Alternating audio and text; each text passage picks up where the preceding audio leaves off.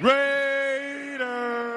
Oakland, L.A., Oakland, Vegas, Raider Nation, wherever, forever! You got your old Uncle Mosh and Raiders Fan Radio from Murph's Fan Cave, taking a lighter journey into the dark side. Sit back, put your feet up, pop a top, and enjoy the ride. Here we go! Look left, look right, Biletnikoff, a leaping pass, touchdown!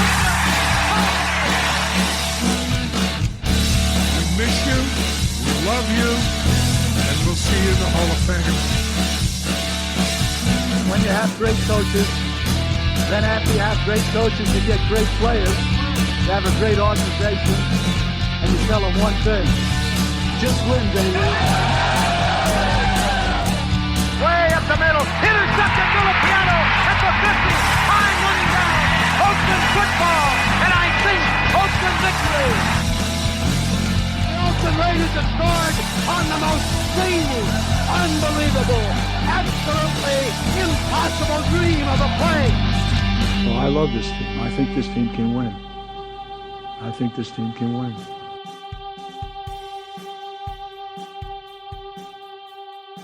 What is up, Raider Nation? Your old buddy Murph back once again for what we hope to be a fantastic episode of Raiders Fan Radio. Episode number 157 of Raiders Fan Radio, coming to you live right here from the new and improved Murph's Fan Cave. So for those of you watching on the YouTubes, I'm sure you could tell that old Murph is in glorious 4K, so I apologize in advance for that. But we've made a significant amount of upgrades around here in terms of our equipment and a few little cosmetic upgrades. So hope you all dig it, and we certainly want to continue to improve each and every time we come on air and give you the best product available, because you, Raider Nation, deserve it. Because that's a fan thing, and so we love you. You're Raider fans, and we're Raider fans. And we want to get on here and talk about our team, and so the better tools we have to do that, then we will continue to strive to do so. So my name is Murph. So for those of you, we get new listeners all the time, so let me start off at the top here by saying, my name is Murph. I've been a lifelong Raider fan. I'm from the Bay Area of California, from San Jose, relocated now to Middle Tennessee, but still carried my Raider fandom with me. And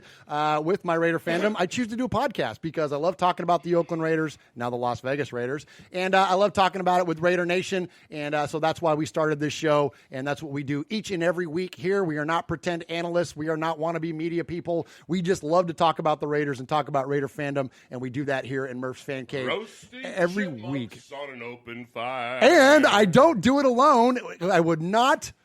Jack Frost nipping at your nose. It just wouldn't be the same without the one and only man. Merry Christmas. That adorns the western annex of the Murph's Fan Cave desk. Merry Christmas. Hey, Coach Davis. And that is the always jolly Uncle Mosh. Welcome, Uncle Mosh. I'm so excited to be here for the Christmas show. I wore my Christmas shirt. Mosh. Mosh. Well, first off, Mosh is now in glorious 4K as well. Looking good over there, look Uncle at Mosh. that. Looking mighty fine, Uncle Mosh. Now, it's wait a minute. You said you were here for the Christmas show. Yeah. You're only about 8 weeks late. Oh, Just man. a little late. Just a little late. You know, when you're built like Santa Claus, every day's Christmas. Well, we've missed you, Mosh. It's been a minute since you've been here in the Fan Cave. I think it was January 3rd or something. Last time I was here for 155. What was it? Was that 15.5? No, it wasn't average? January. It was December. No, Yeah, it was January. I went back to check. Oh, you did? Yeah. You were And here in it was- January? Yeah, I was, because I was wearing my Raiders coat. Oh, Yeah, the one I that's got for right. Christmas. Yeah.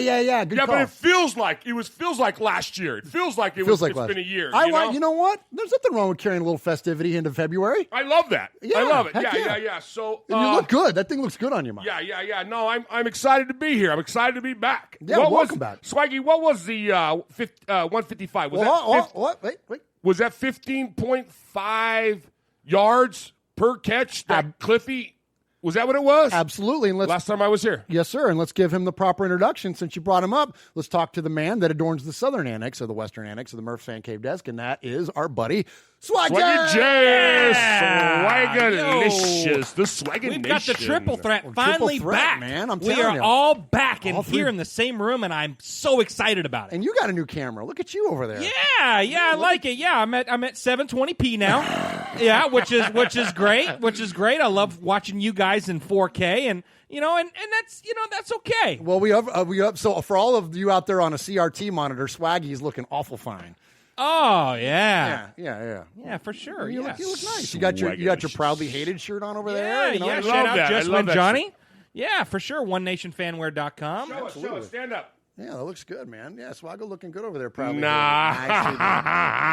nice. Always proudly I hated. love that. Yeah, man. All right, so let's real quick, let's jump into the show. But before we do that, Swaggo, who is our social media director. So my name is Murph. Yeah, I'm he the is. host of this little shindig around here, Raiders Fan Radio, and numerous other things on the Murph's Fan Cave podcast network. And then, of course, the Uncle Mosh is our co-host here, one of our co-hosts here on Raiders Fan Radio. And then Swaggo over there, and I do a show called Tales from the Nation. And Jeff is also our social media director and kind of runs our online world. So, Jeff, tell us about what's going on online in the chat room, and then and what else we have going on around here. Yeah. We got everyone in here. We got Ron the Materator, Atticus B. Rockin, Coach Davis, Pirate 1975, Kevin the Raider Nerd, Stoned Raider, Jesse Rosales. We've got everyone in here, and everyone's having a good time. Awesome. Appreciate everybody joining on the YouTube. And everyone's already talking about AB wanting to come back. Jeez, we'll get to that in a minute. We definitely will hit that. Before we do that, though, so you can find us on the YouTube each and every week. That's youtube.com/Murph's Fan Cave. That's MURFS Fan Cave. Check us out there. You could join in the chat, and the chat is the absolute best there is in terms of Raider fan community. They know more about football than we do. They're funnier than we are, and it's an absolute great time in there. And so definitely check out those guys in the chat. Also, if you listen to us via audio podcast, please subscribe to us there. All you got to do is search for Murph's Fan Cave, MURFS Fan Cave, and you can find us on any podcast service. And also, while you're at it, if you're going to subscribe to us on audio, please subscribe on the YouTubes. Now, listen, we love our YouTube audience. We get literally now we're getting thousands of people watching us on the YouTube. Yeah.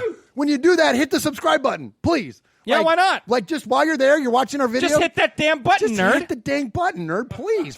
Just press the damn button, nerd. It helps us with the momentum for the show, and that's all we ask. We're always going to do this thing for free. And in fact, we're always going to give back more than we ever get from this thing. Absolutely. The only thing we ask is hit the subscribe button, whether that be on an audio version or the video version. Help us keep the show momentum going. We really appreciate those of you that do. And also, we like to keep our momentum going on the social media world. Jeff, what do you got going on over there? Yeah, what, you want me to hit contact info? What are we doing? Oh, we're going to do that later? Yeah, let's do that later. Oh, we'll do that later. Right now I know what we want to do, speaking of social media. But you do want to throw it back to me. I do want to throw it back to you, because why? Because it's episode 157. Oh, well, tell me What about does that mean? Well, that means that it's the first episode since 156. So this could be like 155 1A. Could be. Yeah, but it's Could not. be. It's 157. No, it's 157. So what do we do for every episode then, Swaggy? Well, so since I am the social media director, I am also in charge of finding the significance of every episode to a certain moment in Raider history. I love that. Nice. Well, yeah, you do. Yeah, You love that. I do. And today is episode 157. Yes. And we are going to take it back to the year 2017. Wayback Machine. So long ago. Yeah, so long ago. So long ago. Yeah. And you know what? It wasn't a great year. 17? No, it was wasn't not a good great year. No, 16 It wasn't was a good year. There was not a whole lot to be excited 17 about. was a good year because I didn't get divorced in that year. That is true. That is one good thing. My daughter was born that yes, year. it was. So there was some highlights. There was some highlights, but not a whole lot of Raider highlights. None at all. But the one Raider highlight that I want to bring up Come on. is everyone's favorite Skittle eating, sideline dancing, just here so we won't get fined, player in all of our hearts, number 24, Marshawn Lynch. Money Lynch. Yeah, his return home to Oakland. Oh. His swan song. Nice. He's back. Buddy. He's back in Oakland. He had 207 rushes for 891 yards. He played in 15 games, and he had 7 touchdowns. Oh. 15 nice. and 7. 157. That one was really hard. It took me about half an hour to find that. Yeah, you. Because nothing in 157, nothing ever happened 157 times in Raider history ever. Really? Ever. Or 15.7s or Nothing. Section 157. Yeah, or nothing. Yeah, A whole lot of nothing. Whole And that's lot of okay. nothing. That's okay. Well, That's good okay. job, though, Swaggo. Way to pull Yeah. that one. That's awesome. And so, good job. All right. So, I did, though, earlier I was referring to something that was online. I did want to bring this up real quick before we get into the Go meat, for it. to the meat of the show. So I said at the top, so I'm Mosh and I originally from the Bay Area. Swaggo is from Southern California, lived all over the place, and ultimately now we all three of us reside here in Middle Tennessee, which is just outside of Nashville. Also, someone who lives in Middle Tennessee, just outside of Nashville, is a Raider linebacker. His name is Will Compton. Yes. Number 51 for the Raiders. Right, Yes. right, We're a right. big fan of his. Huge fans. 51 on the Raiders, number 1 in our hearts. There you go, right? So not only are we big fans of what Will did on the field for the Raiders this year, he had 39 tackles in only 9 games. I think he's by game like second leading tackler on the team. If he would have played 16 games for the Raiders, he would have been, I think, the second tackler on the defense. Second leading only behind Tier Whitehead. Yeah, right? yeah. So the guy, and he's for the boys. And he's for the boys, and that's what I wanted to bring up. So Will Compton, so he lives here in Nashville, and he does a podcast called Bussin' with the Boys. Yeah. Him and left tackle for the Titans, Taylor Lewan, they do this podcast together. We have been lobbying online via email and Twitter and anything else to try to get Will's attention because we want to get him on Raiders Fan Radio. We want to try to get him in the fan cave. Yeah. So here's what we're asking you, Raider Nation. Hit Will up on social media. If you look on Twitter, he's @_Will Compton, WILL Compton. Let him know that you want to see him on Raiders Fan Radio or here in the Fan Cave live, and we want to join up with those guys. And even if they don't come here in the Fan Cave, we want to meet them somewhere else or out around town. But their podcast, and this is one of the big reasons that we want to meet up with them, they do a podcast that's actually on the Barstool Network now. They're like a big, legit podcast. It's called Bussin' with the Boys.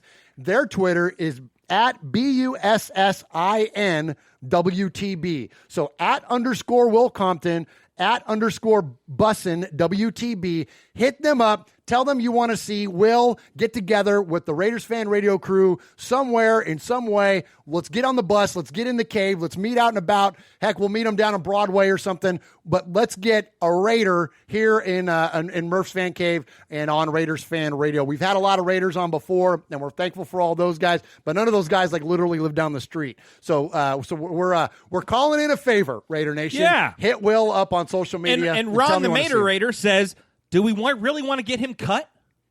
No, and you had the perfect answer because the jinx only works if they're If it's on the phone. Yep. If you're in the cave, you're safe with us. Yep. Will. Yep. You are safe nice. with us. because Nice. the cave is a safe space. It's a safe zone. It is a safe. We're all Yeah. safe in the cave. We're all safe Yeah. in the cave. This nice. It's a nice vibe around here. area. It's a nice vibe. Absolutely. Yeah. So hit Will Compton up on social media. Let him know that you want to see him on Raiders or hear him on Raiders Fan Radio. And appreciate you all doing that. So, Yeah. the capo, Yeah. Aaron, you know, Q-Dog Aaron Raider. the Q-Dog Raider, our capo, he's on the ball. Capo's on the ball. He's Yeah, on he the is. stick, and he helped you out a little bit. Swaggy, you guys are tight. He loves you now. Yeah, we're boys. And he said, hey, Swaggo, the Raiders get screwed by the refs 150 times a season. Duh. Oh, good stat. Oh, nice. Good stat. Nice. I like that. Good stuff. All right. So here at the top of the show, we like to give a little bit of respect. We don't do shout outs. We don't do props. There's nothing wrong with those things. But we like to give out respect. So I want to give out respect to two guys here at the top of the show. And one of them is a regular contributor, and one of them, actually, speaking of guests that have been here in the Fan Cave, is a gentleman that's joined us here live. So first off, I want to give props and respect to our buddy, Houston Raiders Steve. Houston Steve calls our show on the regular. He's just an awesome contributor. Mostly whenever he calls with his knowledge. We're going to hear from Steve later on tonight. He's an absolute wealth of information around the team, and so we always like to celebrate that when he contributes to the show. But also, Steve likes to contribute to other shows as well, and he contributed to one of our favorite nationally syndicated shows this week, and that is our friends at the Rich Eisen Show. So Rich Eisen and his crew were at the draft in Nashville this past year, and we had a chance to meet up with them live. Mosh and I and Aaron the Q-Dog Raider, we met Chris Brockman and we met Mike Del Tufo from the Rich Eisen Show and hung out with those guys for a little bit. Super, super cool. So we're just big fans of that show. And so Steve called the Rich Eisen Show this week, and he dropped some respect our way. So we want to return the favor here. The number to dial, let's get the phone. Steve in Houston here on the Rich Eisen Show. Let's take your call, Steve. What's going on? Hey, Rich, big fan of the show and everything. A shout out to Murph at Raiders Fan Radio. They're big listeners and have been for years. Thank you. I just want to tell you, thank you very much. Oh, my buddy Murph. He's not just consistent, he's a man of his word. Wow. Thank you, Rich Eisen. Appreciate that, buddy. Yeah, how cool is that? Houston Raiders, Steve. Coming in clutch. That was awesome. You know, it was so cool. So the TV over here, over Mosh's shoulder, right? That TV stays on pretty much on the Audience Network, which is where Dan Patrick and Rich Eisen are on all the time. So Steve hit me up and he goes, hey, I just gave you a shout out on the Rich Eisen Show. So I didn't have the show on because I wasn't up here at the time. Sure. But thankfully, the DVR automatically records back whenever channel you leave it on. So I threw on, and so it was already on Rich's show, and I just rewound back and then found that clip. And I'm like, there it is. Perfect. It said Steve in Houston, and then there was the shout out. So that was super cool, Steve. That's amazing. Thank you for thinking of us. Thank you for thinking of enough of us to shout us out there on the Rich Eisen Show. Much appreciated.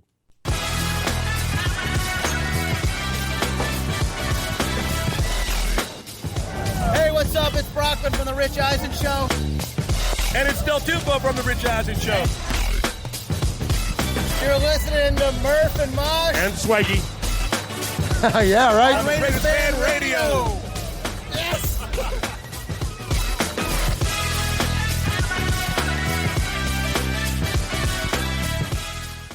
All right, one more bit of respect that we want to give. So I mentioned earlier, this guy joined us live in the fan cave. He's actually a Steelers fan, but he's a good friend of ours in real life, and so we wanted to welcome him in to the fan cave during Steelers week, not this past season, but the season before. And that's our drummer friend, David Northrup. We've known David for a long time. We met him through coaching. Mosh and I coached his youngest son in baseball, and we became good friends with David and his family, and have been good friends since. Well, anyways, David released a brand new album this past week, a solo project. Now, David's played with everybody from Travis Tritt to Boz Skaggs, Oak Ridge Boys. He's toured with them all. Winona, Yeah, he's one of those guys that he's been out with a lot of really big time national acts, and then now he's done his own thing, and he's released his own CD, and it's awesome. So Dave's passion is jazz and like fusion type stuff. Like, it's really, really cool. So he released this, and I asked him, I'm like, Dave, we do like outro music at the end of our show. Would you mind if we took one of your tracks and made that like our new outro music? And he said, absolutely not. Please do. So much respect to Dave. Congratulations on the new album. And in return for you allowing us to use one of your songs as our new outro music, I want to let you know where you can find his CD. So you can go to davidnorthrup.com. It's DAVID Northrup, NORTHRUP.com. And you can find it there. You can buy it there, or you can go to iTunes and you can download it there. Or if you want a physical copy of it, you can go to CD Baby. You can just Google CD Baby and it'll come up, and look for David Northrup. But many, much respect. Hey, let me give you a little taste. Give us a little taste of the new outro, Mosh.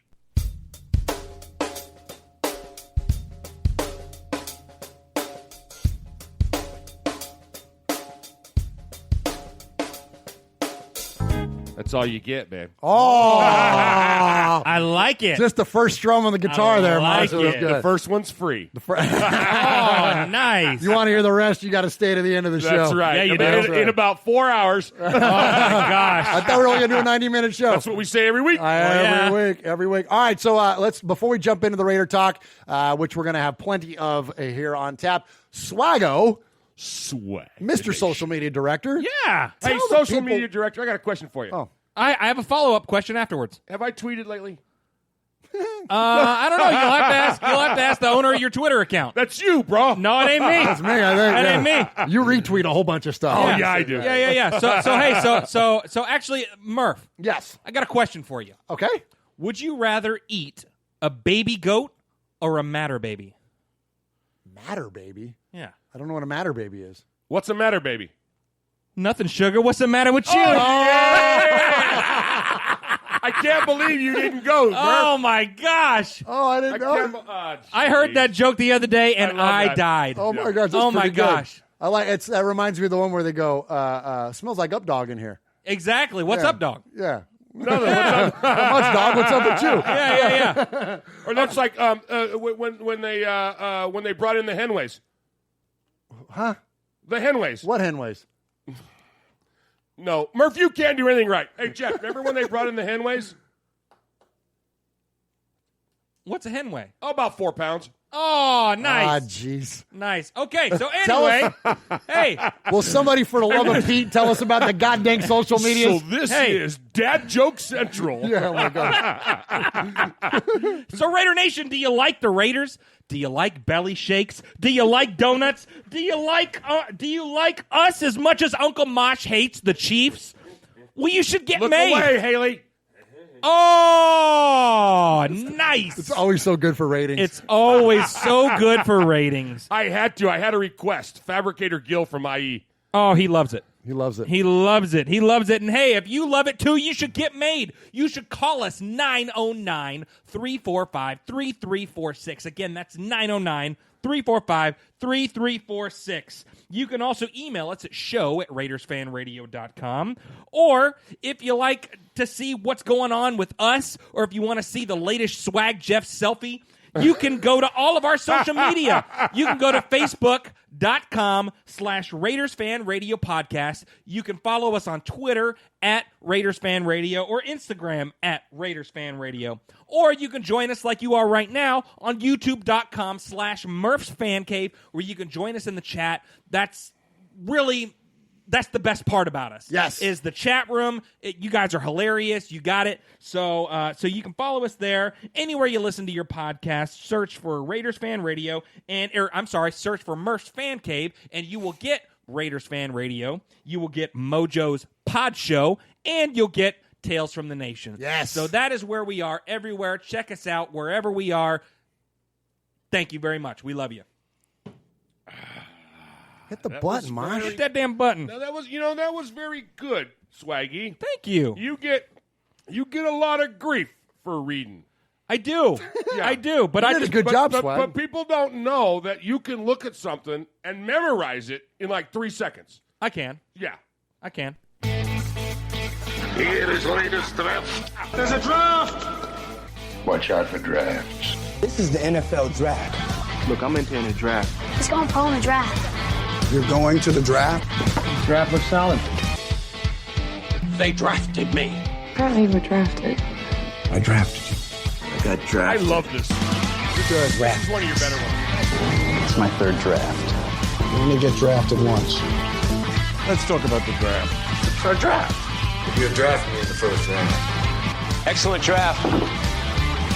You dig that? We're going to Vegas, Mike. Vegas! You think we get there by midnight? Money, we're going to be up 500 by midnight. Vegas! Vegas, baby! Vegas! I know, right?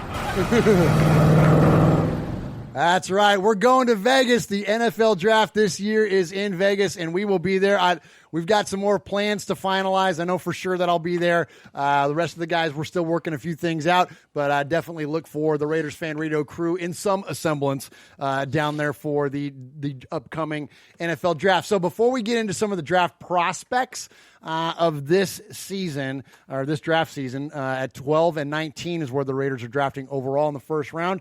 I wanted to kind of hit in something, and I forgot to cover this with you guys in the rundown, but something that came up this week. So there's been a few players that were drafted this last year that quickly have become our favorites, right? Yeah. So there is the Condor, Right, Max right, Crosby, Max, right? Max. We love Max, and but also Jonathan Abram. Although we've only seen the kid play 60 minutes, he's like, I swear, he might be my favorite Raider right now. Yes. Like, He's amazing. He's really Yes. coming along quick. Okay, so Jonathan Abram was on Ian Rappaport's podcast and had some amazing comments. And I apologize, guys, I forgot to set you up for this in the rundown. But I want to hit this real quick before we get into these prospects, because I thought Jonathan Abrams' response to a couple of Ian's questions were awesome, because he really gets into Raider fandom here, and this is pretty cool. Check this out. So it's an interesting time to be an Oakland Raider, because you are now officially no longer an Oakland Raider. I'm a Las Vegas Raider. Nice. What do you think about the move? I actually love it. You a big Vegas guy? I mean, it's not Vegas. I mean, we upgraded. Got a new stadium, new facility. Like, it's state of the art. We went out there like a week ago to announce that we're the Las Vegas Raiders. We toured everything. Oh, you've seen it? Yes, it is unreal. It is unreal. Like, the practice facility is going to honestly be the best in the league. Stadium, the Death Star, where dreams come to die. Hear that, Mosh? It is. No, I intentionally ignored that. It's unreal. That is awesome. No state tax. That part I knew. Yeah, I heard that. No and state then, tax. like, the cost of living there is just so much better, Yeah. Way cheaper.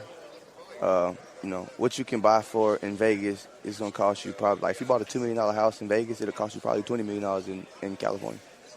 So this is pretty good. Yeah. And I guess the fan interest has been really good, too. I mean, not that that's surprising. I mean, Raider fans are the best fans. Everybody hate them, but we love them. I would imagine, I'll tell you what I've been interested in, and obviously I've been to plenty of Raider games and whatever.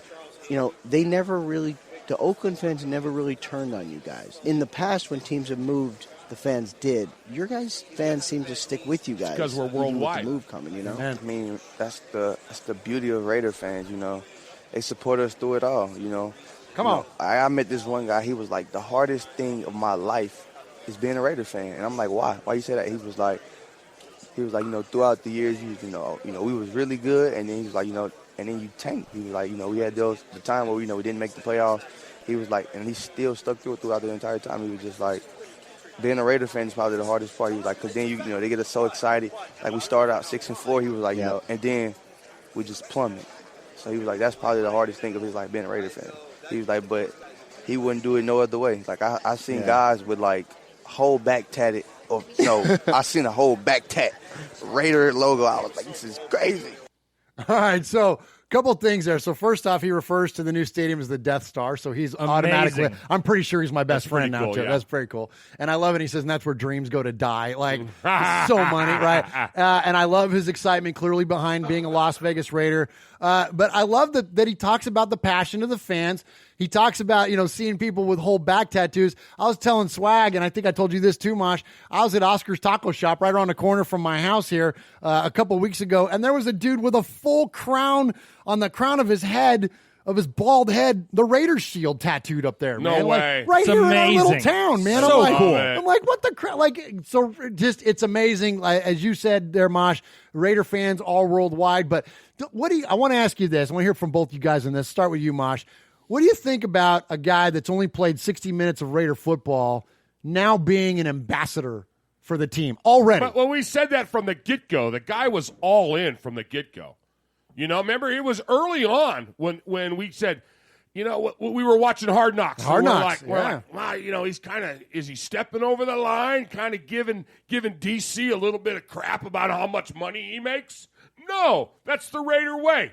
Yeah. You know what I mean? Yeah. Call him on it. I mean, and he's just, everybody loves this guy, man. He's all in. He's 100%. I mean, when you play 60 minutes with a broken shoulder. Yeah. I mean, you're all in. Well, and it's funny, earlier on in that podcast, before the clips that I pulled there, he talks about how he not only dislocated it, but he tore the front of it, the back underneath his armpit. Like, he ripped his shoulder out, popped the sucker back in. And kept going. Like, the guy is like, he's tough as nails. And the other thing that he talks about, too, before that clip, was that during his off time, he's been meeting with Mayock. They've been watching film together. He said, I'm dedicating that this time to come back next year so I'm not a rookie. He goes, I don't want to repeat my rookie year. I want to learn as much as I can so next year I've still taken the strides forward that I'm not trying to play rookie all over again. Right. His dedication is absolutely incredible. What do you think, Swaggo? Well, so to piggyback on what Mosh was saying about Hard Knocks, we saw a lot from that. And for the coaches to come to him and say, "Hey, man, look, you got to quit hitting so hard. It's just practice." Right. Oh, yeah. He had the fire from the get-go. He's ready to hit someone in the mouth, and that's Raider football. That's Raider football, and he's had the whole season. Yes, he didn't play, but he's got to talk to all the Raider legends, Raider greats. He just gets it. He gets what Raider football's all about. Yeah. Setting himself up for the you know what? Raider. And he may be the first person in NFL history. I think the man deserves to wear a C next year. You know what? That's not a bad call, dude. I'm with you on that. He's got captain written all over him, dude. Absolutely. Yeah, I think this guy can be the leader of our defense for a long, long time. I think so too, Jeff. That's a great call, man. I as a fan, like, we should be proud that that's the guy that's the ambassador for our team right now. Like, yeah. I mean, he speaks what we're all feeling as fans, and the dude brings it. Like, for all accounts, for at least what we have to judge him on the field and off the field, and then he's absolutely bringing it. So, yes, Bosch, what do you got? Tampa Raiders got a really good comment. He says he claimed himself as a first-year player, not a rookie. Yeah, that's right. There you go. Remember there you go. That's right. Good point. That's right. He did say that on Hard Knocks. That's an excellent point. All right, so look, as excited as we were about the 2019 draft, we've still got another amazing draft on the horizon. So the Raiders have 3 third-round picks, and we've already seen what Mike Mayock can do with a little bit of depth in the draft, and we're going to get to that in a minute. But before that, we've got 2 first-round picks. Nothing in the second, but we have 2 first-round picks. We have picks at 12 and 19. And so just look, we're not draft analysts. We're not pretend nothing. We don't study film around here. I can't tell you about oily hips, who knows how to bend best, like what your footwork needs to be, who's like all the different terms and all the different things. Look, I don't know about that. All I know is that I can rely on what people like Mike Mayock are going to do. Our friend Rico said it best. Like, look, I don't know about all the finer details of the mechanics, but I know I can trust Mike Mayock.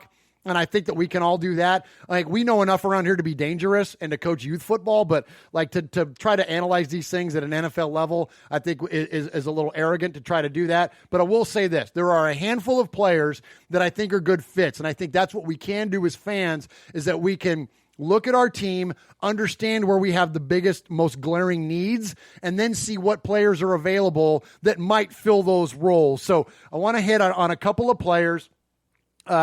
Number 12 is interesting because we all feel like we need a playmaker. We all need a number 1 wideout for Derek Carr or whoever else is going to be our quarterback. Most likely it's going to be Derek. But we're going to need a playmaker. We need somebody to be that number 1 wide receiver. We need someone to fill that role. And if the Raiders are lucky enough at number 12 to have Jerry Jeudy available or somebody like CeeDee Lamb, I think that's probably the direction where they're going to go. So, Jeff, tell us a little bit about wide receiver CeeDee Lamb out of Oklahoma.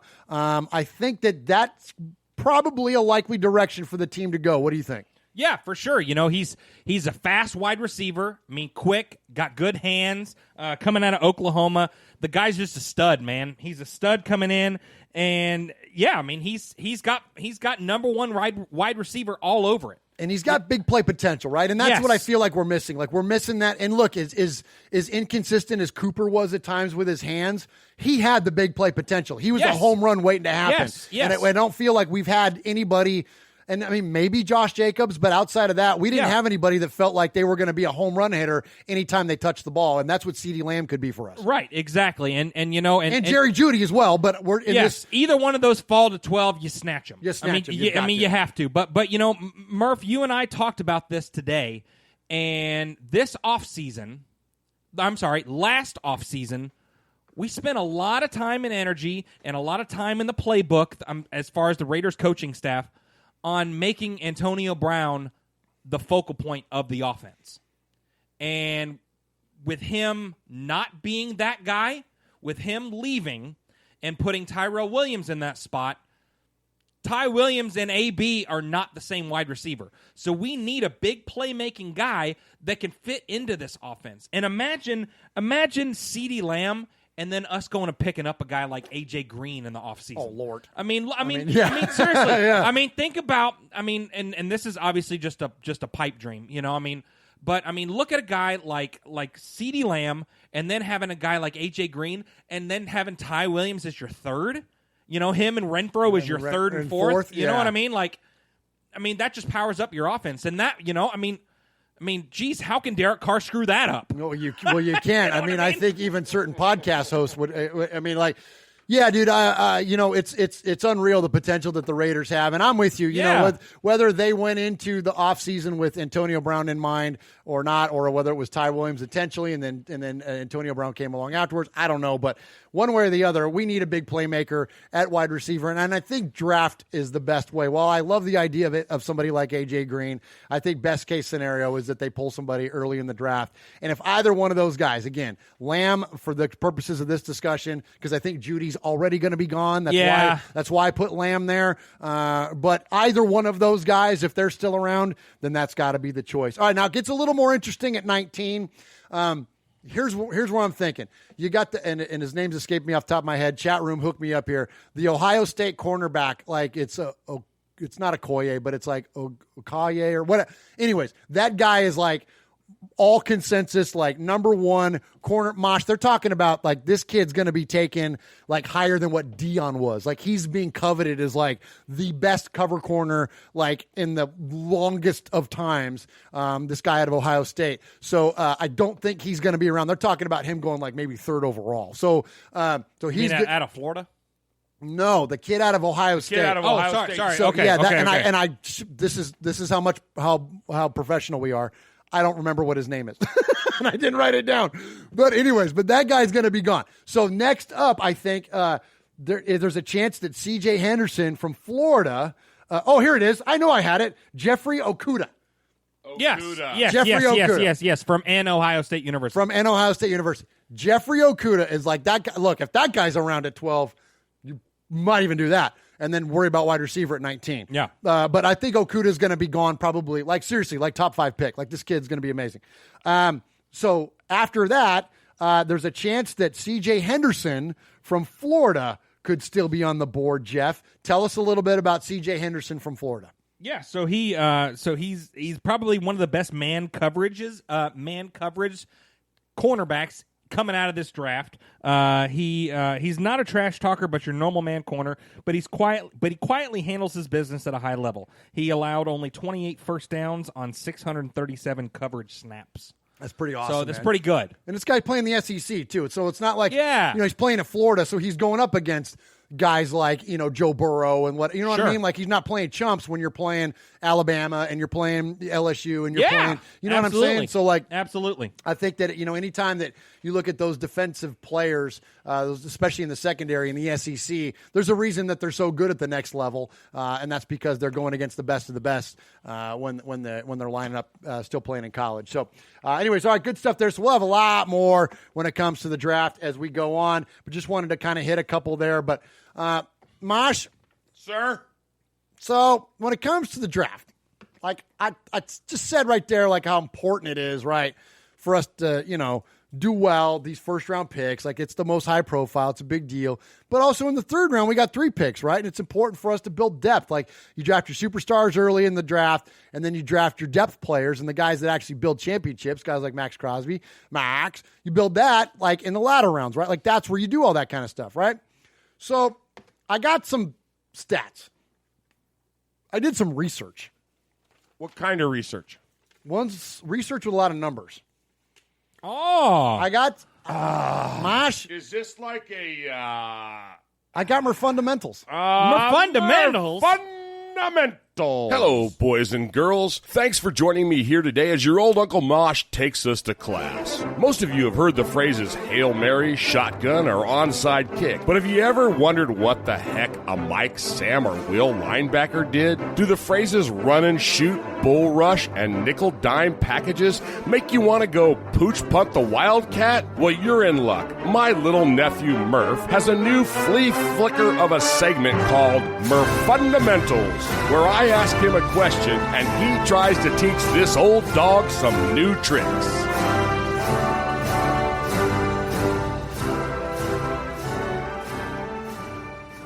Mosh, today we're going to talk about draft efficiency. It's just been time for us to really get into the weeds on draft efficiency. There's been a huge groundswell, a calling, Mosh, from our listeners, from our supporters, from Raider Nation. Do we have to? They said, Murph, we need you to break down. Who called you the on this? efficiency? Just people, Jeff. You People. need to keep People. it short, though. You can do it, but it's got to be a short There's segment. a lot of talk around. Do the Raiders and many other of the 31 NFL teams, do they overvalue first-round draft picks? Do they undervalue later-round picks? You know, really, I mean, despite all the advanced metrics being developed to assess ideal playing strategies, training methods, and other in-game and out-of-game dynamics, the toughest thing to assess this day across all sports is to determine which collegians will make the best professionals, who will have the staying power, who will be a consistent starter, who will become a stud. Will you stifle yourself? Intuitively, we would expect first-round draft picks to become more likely to A, make and stay on NFL rosters, B, start at a higher percentage of games during their careers, and C, make the NFL's all-pro team. So, Mosh, I ask you this. Is there a correlation between draft position and starter status?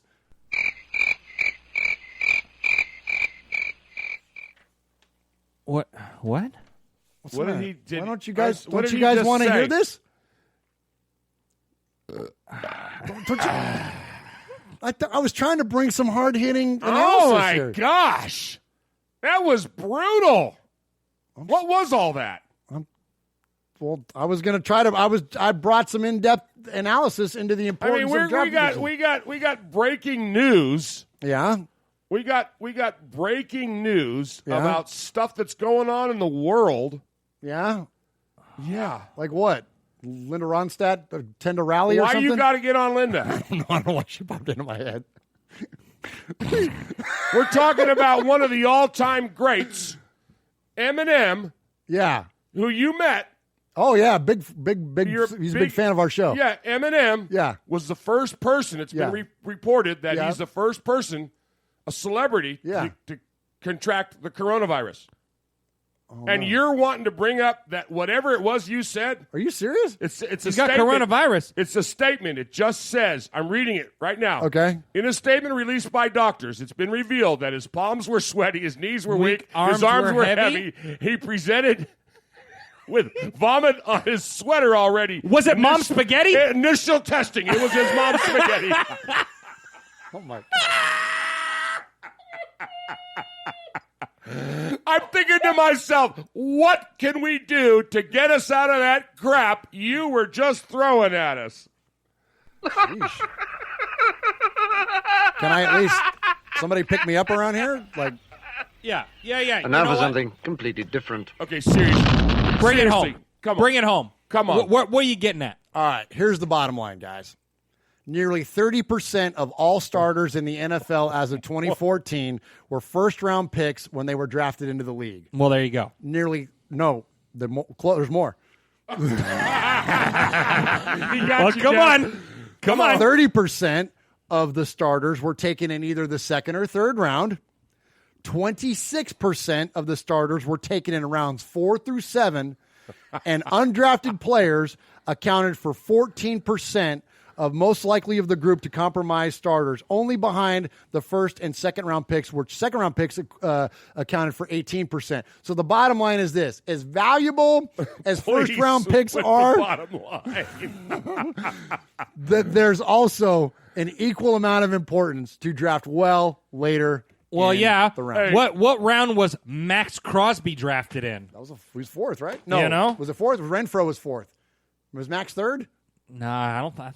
Who is it? Now look at there you go. Do some homework around here. So Raider boy Enrico goes, I just turned in and Mosh was talking about spaghetti. Yeah, he was. All right, let's draft well, Raiders. Hey, you know what? Somebody hit a button. So here's the thing. Get me out of here. Where are we moving to? I don't know. Pick it. Where are we moving to? Oh, my God. I think you meant in the you show. are off. How much does a hen weigh? We are moving to Vegas. Well, we haven't done a show in like... I know. Like 8 Max years. was a 4th-round pick. Renfro was a 5th. Yeah. So, Yes. we were a couple So we're moving to Vegas. Yeah, we're moving to Vegas. Where'd we move to one time before? I got you right here. Los Angeles. Hey, this is Pete Koch, former Los Angeles Raider. Yeah, back in the old days, baby. And you're listening to Murph and Uncle Mosh, who happens to have the same hair as me. Check it out, Raiders Fan Radio.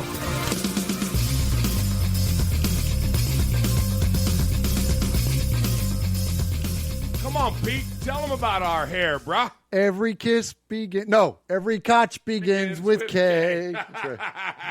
If you missed our buddy Pete Koch on the K commercials, he's the guy that plays Santa Claus when he brings his wife. It's great. It's what a great commercial. It's great. We And he's love on iPhone Pete. commercials. Like, yeah, Pete's great. Look forward to meeting up, or at least catching up with him before training camp this week. Hey, so all kidding aside. Yes, sir. 2020 is going to be a good year. 2020 is going to be awesome. I think 2020 is going to be a great year. It's going to be a great year for the draft. It's going to be a great year for the new house, the Death Star. Yes. It's going to be a great year for Vegas. It's going to be a great year for us. Yes. But it's also going to be a great year for some free agents, right? Oh my gosh, Mosh. So look, let's run this thing down a little bit. So we just talked a little bit about the draft. So let's also talk about free agents. And look, we could talk about free agents literally all night long. Oh my gosh. So to avoid doing that and boring everybody in the chat room, and speaking of the chat room, appreciate everyone joining us there. Yeah. Kevin the Raider Nerd, Raider Born Rico, Raider Rich, Ron the Mater Raider. Thanks for holding down the fort in Air Force. Ron, Raiders 75-28, Full Metal Mexican, DT the Sun, Logan Moore, Fabricator Gill, Pirate 1975. Who am I missing? Appreciate everybody in there. Aaron. Oh, Aaron the Q-Dog Raiders in there. Absolutely. There he is. Appreciate everybody joining us each and every week at youtube.com/Murph's Fan Cave. Yeah, so we're just going to talk about one position. So let's talk about quarterbacks. It's the most prominent position in all of sports. Mm-hmm. And this is unique, guys. This is interesting because every year there's, high-profile free agents, but it seems like there's a couple skill position guys, maybe an edge rusher, there's, maybe a safety, whatever, like an Earl Thomas, whatever. There's always like a handful of players, but I don't think, at least in my recollection as an NFL fan, can I remember the last time we had this many high-profile quarterbacks that are hitting the market. Now, this is what we have for potential unrestricted free agents. So we're not talking about the Cam Newtons of the world, guys that are going to, potentially retain an offer by their current team. We're talking about unrestricted free agents, guys that can literally go anywhere that they want to. Tom Brady, Drew Brees, Dak Prescott, Ryan Tannehill. I'm not going to say this guy's last name. No, please don't. We know who it is. It rhymes. That guy with all the kids. It rhymes with jackass. And he wears 17 Or for the synonymous for the chart. Yeah. There you go. And he was an old San Diego guy. Jameis Winston, Teddy Bridgewater, Marcus Mariota, and Case Keenum. Now, why is this important for us to have this discussion as Raider fans? Okay, everybody. We're not going to go down the DC path. We've been down that path enough. This is not an opportunity to hate on the guy. But I'll say this. There, I think, is an opportunity for the Raiders to consider additional options, at least in terms of competition at a minimum. And I think that's fair to ask that and to think about in those terms, right? So all these quarterbacks on the market, let me ask you, Mosh, of all these guys that are down here on this list, how many of them would you be willing to say, okay, Derek Carr, you only count as $5 million in dead money towards the cap. Maybe you could pick up a second-round pick and as a trade for him. We're willing to trade Derek Carr to pick up a second-round pick so we can trade ourselves back into the second round in the draft and roll with one of these guys as our starting quarterback in Vegas to kick off the franchise in the new city, probably draft his replacement or maybe not in this year's draft. Is there anyone on this list that you would look at and go, okay, day one, I'm ready to pencil them in. It makes sense from a team perspective, not from anything else, but in terms of wins and losses, I would rather have that guy as a starter on my football team than Derek Carr. No. That's it? For me, there's none. None? Not on this list. And these are the guys. This is who's going to be out there. And this is the list. No. This is the list. Nah. I don't want any of them. None of them? Nope. So you're thinking, you're like, it's DC for me, day one starter, Vegas. Do you subscribe to the theory that we need to at least draft someone to compete with Derek? Don't get me wrong. I like some of these guys. I mean, Drew Brees is like... I said to you and Sonny, I said, if Tom Brady dons the silver and black, it gives me a chance to root for the guy and not hate him.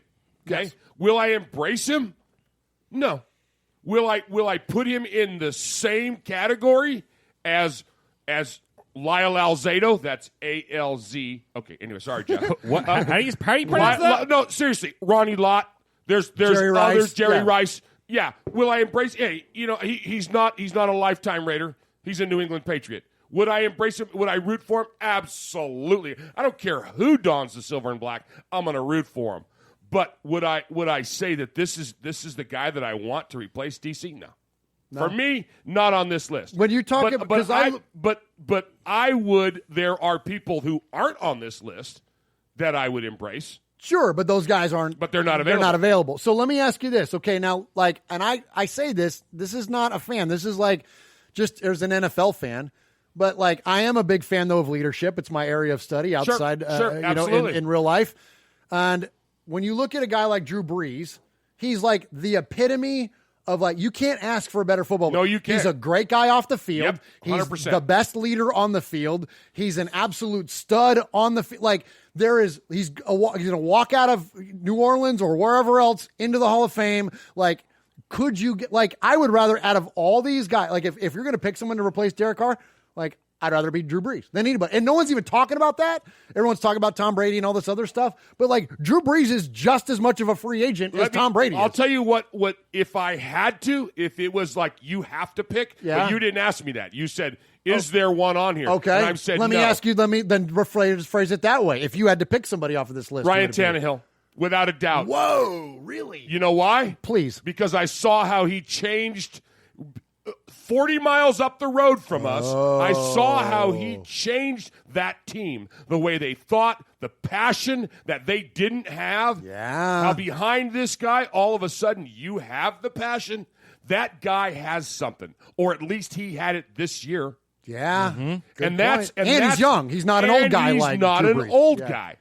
That's, if I had to pick somebody, that's what I want. It'd be great to see Tom Brady playing silver and black. It'd be great to see Breeze, any of these guys. But to see what somebody has proven, what they can do to come into an existing locker room, when Marcus Mariota was who we put all of our eggs in that basket, and all of a sudden that basket gets chucked out, and Ryan Tannehill comes in, and that he was able to win that team over, win those coaches over, win the fans over, and to do what he did.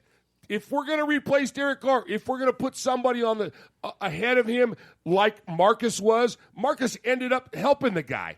Marcus was all about Marcus sang his praises. Yes. You know that. We've seen it. Yes. And that's the kind of mentality of a leader that we need if we are going to go down that road. That's the guy I want. You know what's interesting, too, about bringing that up, Mosh? And it's funny, I hadn't thought about this at all, but there's a lot of synergy there because Tannehill in Tennessee has a great offensive line and a badass running game.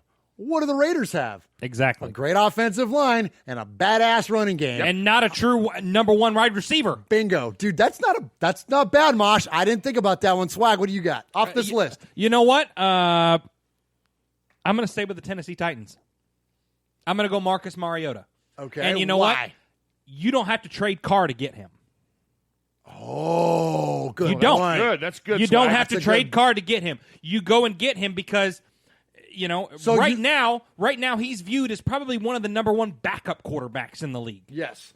And so you bring the guy in, and that gives Carr a little bit of friendly competition. And then, if you do want to trade back into the second round, if you do want to trade Carr, then you go get a guy like Jordan Love out of Utah State or something like that in the second round or something like that. So you could sign Mariota in the offseason. Yes. And draft your quarterback. And that's your quarterback room right there. Is Derek Carr, Marcus Mariota, and whoever you trade into back into the second to go get. That's good stuff. That's dude. good, Jeff. That's really good. Yeah, I think that's fair, guys, and I think that's a very car hatery way to approach this. Because we're not car haters.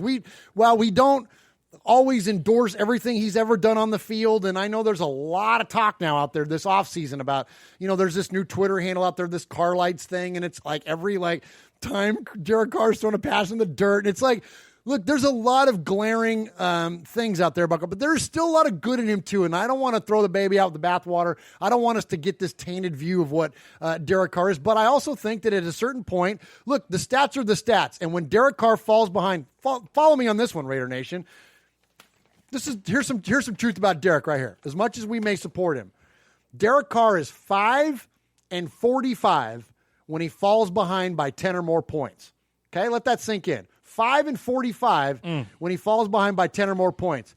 Just this year, that stupid-ass team that plays in Kansas City rallied to win 3. The great state of Kansas. Yeah. Rallied to win. Way to go, Trump. Rallied to win 3 straight games. They trailed by 10 points. Okay? The Raiders have lost 29 of the past 30 games when trailing by 10. That one win came against the Browns in 2018. Okay? There's a big deal around what you do when you get down. And unfortunately, it is what it is. I hate that term, but Derek Carr hasn't performed well. So is it fair to, as fans and as John Gruden, Mike Mayock, everybody else, to consider alternatives to Derek Carr? Yes, and I think that's a very fair. The scenario you just put together, Jeff, I think really is probably the sweet spot. You bring in a veteran guy to challenge him for a starting role, and then you draft the guy that's going to be going forward. Because here's the last thing, too, I'll say about this. The formula for today's NFL, and I've been saying this for a long time now, and it proved it again this year. You hit on a quarterback in the draft. You take advantage of the rookie wage scale. You take advantage of the idea that you don't got to pay them a lot of money in the first 4 years of their contract. You can extend them a 5th year. You overpay for defense, and you win a championship. What did the Chiefs do? What did the Seahawks do? What did the Ravens do? You can go down the list. There's a lot of teams that aren't named the New England Patriots that got really competitive real quick by drafting a guy, hitting on that quarterback early, and look what the Bills are doing now with Josh Allen. You hit on the quarterback, you overpay for defense. That's like a winning formula right now, and the Raiders absolutely could do that too. Okay, I said a lot. Mosh, what you got? I don't agree with Mariota, because what you just said about the style of team that the Titans had, right? That's what you were talking about with Tannehill, how he performed. Got a great running game, not really anybody to throw to. So why is that going to be better for Mariota with us? He just proved he couldn't play under that system with the Titans. I don't know. I think somebody in the somebody in the chat called him. Isn't Mariota just Carr light? So I don't see it. I think if you've already got one quarterback that's struggling with that, then why bring in a second that's struggling with that? You know what? I think Carr's game and Mariota's game is just a little bit different. I think so too. I think he does offer that dual threat, which is the hashtag, the quote-unquote new era QB. Right. But, Mariota has had 4 offensive coordinators in 5 years. So how many did Derek have? It was the same for a minute. I don't know. It was the same for me. Yeah, I don't know. Yeah. So, I think paralleled each other. Their careers are very close to one another. They really are. But the difference to me, and I'm not. This is not a case of Mariota over Carr. Don't take that. No, That's not. This is not what we're trying. We're not trying to sell you on Marcus Mariota. But here's what. But I think the difference in their games is that the things that I think bother us, and when we boil it all down, and here's where we struggle with Derek. It's that give up. It's that not. We know he's got an ability to extend a play, but he extends it to throw it away. He extends it to throw it in the dirt. He extends it it doesn't seem like there's as much creativity, where I think Mariota, he lacks the accuracy of Derek Carr, right? He's not as good of a passer, I don't think, as what Derek Carr is, but I don't think he's got a looser memory. Sure. He's not Jameis Winston. He's not just going to fling 30 freaking picks. And he's won more playoff games than Derek Carr. Well, oh my gosh, there you go. Say that again. Yeah, no kidding. He's thrown a touchdown pass to himself against the Chiefs. And he's beat the Chiefs in the playoffs. That's what I'm saying, man. The guy didn't have it this season. You know, he didn't. He didn't you know, have Mariota did not play well this past year, and that's why he got benched, and that's why you saw a guy like Tannehill come in as the hero and take the Titans to the AFC Championship game. You know, but, you know, the guys, we've seen greatness. We've seen just like we've seen greatness with Derek Carr. We've seen how great he can be. Sure, and so, in 2016, 7 of those comebacks, 7 comebacks out of the 14 games that we won were 7 comebacks. That was 16. Yeah. You know, I do like what Q-Dog said. Let me light the fuse, Cam Newton, because see, that would have been my pick. Well, but he wasn't on the list. He was on the list because I wrote him down too. I think you could because he's a restricted free agent. But I think we could trade a third and get him. Yeah, but don't you think they're going to end up franchising him?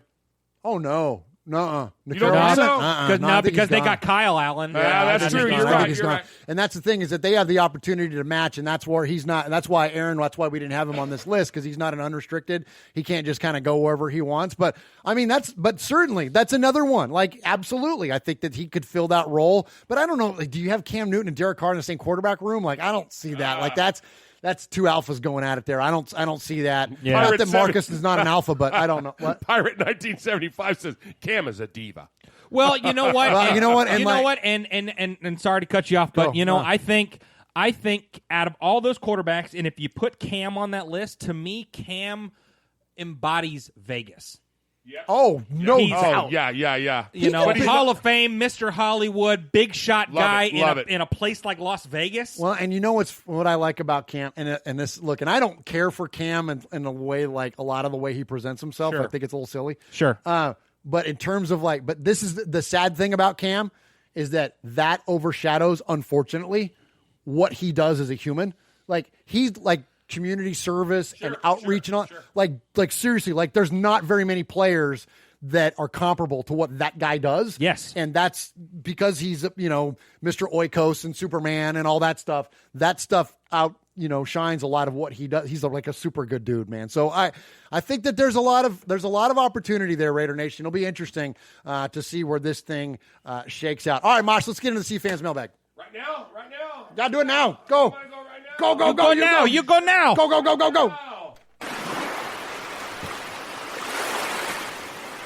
he is, fading, looking. He's under the gun. He's tied. He's thrown. It is.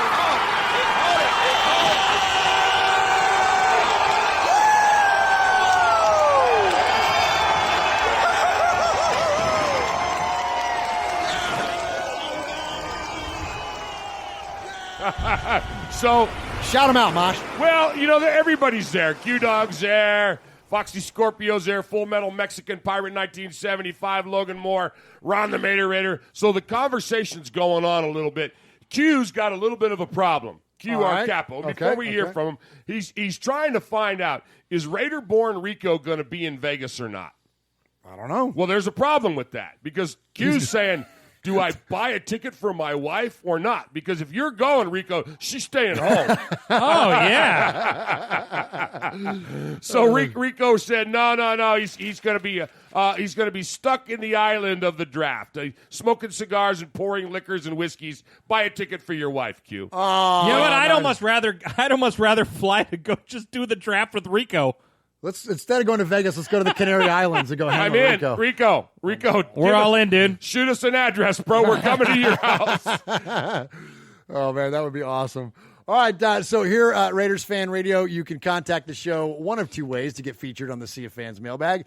You can call us. That is 909-345-3346. And we will be back here live next week to feature your voicemails. So please get those coming this week. We've got just a few this week to get to, but we have a crap ton of emails to read. Yay! And you can email the show at show. What a concept. Show, S-H-O-W. He came up with that title. What clever fella. Yeah. Show at RaidersFanRadio.com. That's show at RaidersFanRadio.com.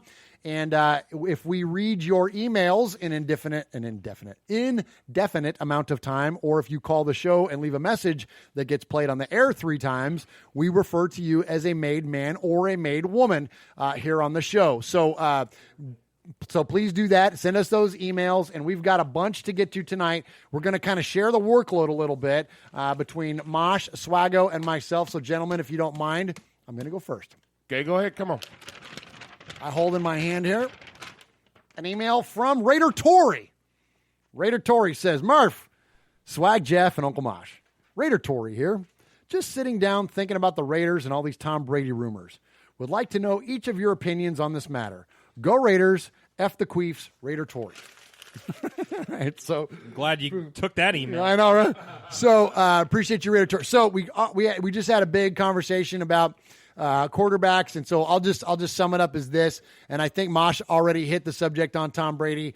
I'm not crazy about the idea of Tom Brady being our quarterback. I think that it's the chances are frankly slim. I think they're slimmer than what the media would care to report, because that's a fun story. It's very clickable. It creates a lot of conversation. I don't think that the odds are high that he becomes the Raiders quarterback, but although he wouldn't be my first choice, and it will be frankly kind of difficult considering what our history has been with him as a player, as an opposing player.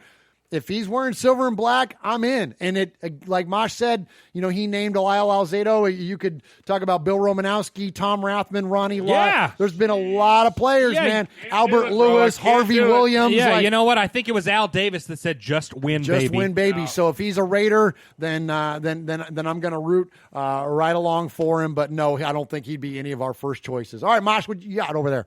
Uncle Mosh, Murph, Swag Jeff, Indian Raider Nation. On the eve of probably my least favorite Super Bowl in memory, at least Belichick's team isn't in it, I'm taking time to weigh in on the Derek Carr controversy. I saw a video on the YouTube from Silver and Black Films Presents that just about sums up my thoughts on the matter, and the link is above. There's nothing. Crickets. While I'm thinking about it, I've been giving consideration to who belongs on the Raiders' Mount Rushmore. We can all agree that it's a difficult task. For younger fans, it might be easier, but for longtime supporters of Silver and Black, it's much more challenging. I started out by picking the best of each position group, which quickly blew up to top 3 or 4. I finally gave up. I will say Mr. Davis is a no-brainer, though. I then came to the decision that Mark Davis also belongs. No. Not for his unique hairstyle, and not even for that sweet ride he drives.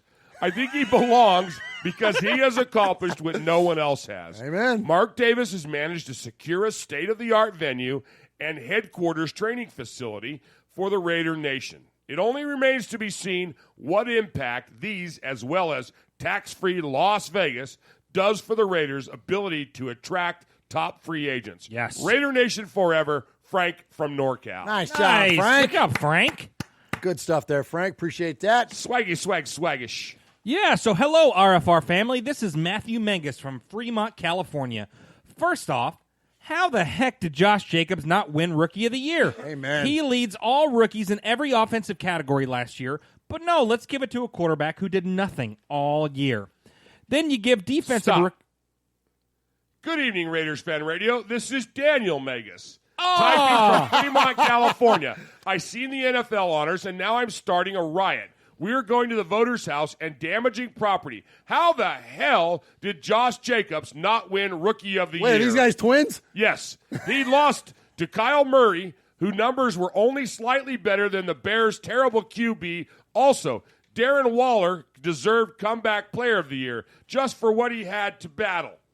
And then you give the defensive Rookie of the Year to Nick Bosa when he was outplayed by Max Crosby, and Mad Max didn't even play the whole year. The bias against the Raiders is complete horse beep, and it's been happening since I was a kid. The Super Bowl was entertaining this year, but the 49ers blew it. They got too cute. With 10-point lead and 4 minutes left to go in the fourth. I guess this means it's back to the closet for all the 49ers fans after they post the video of them burning their jerseys.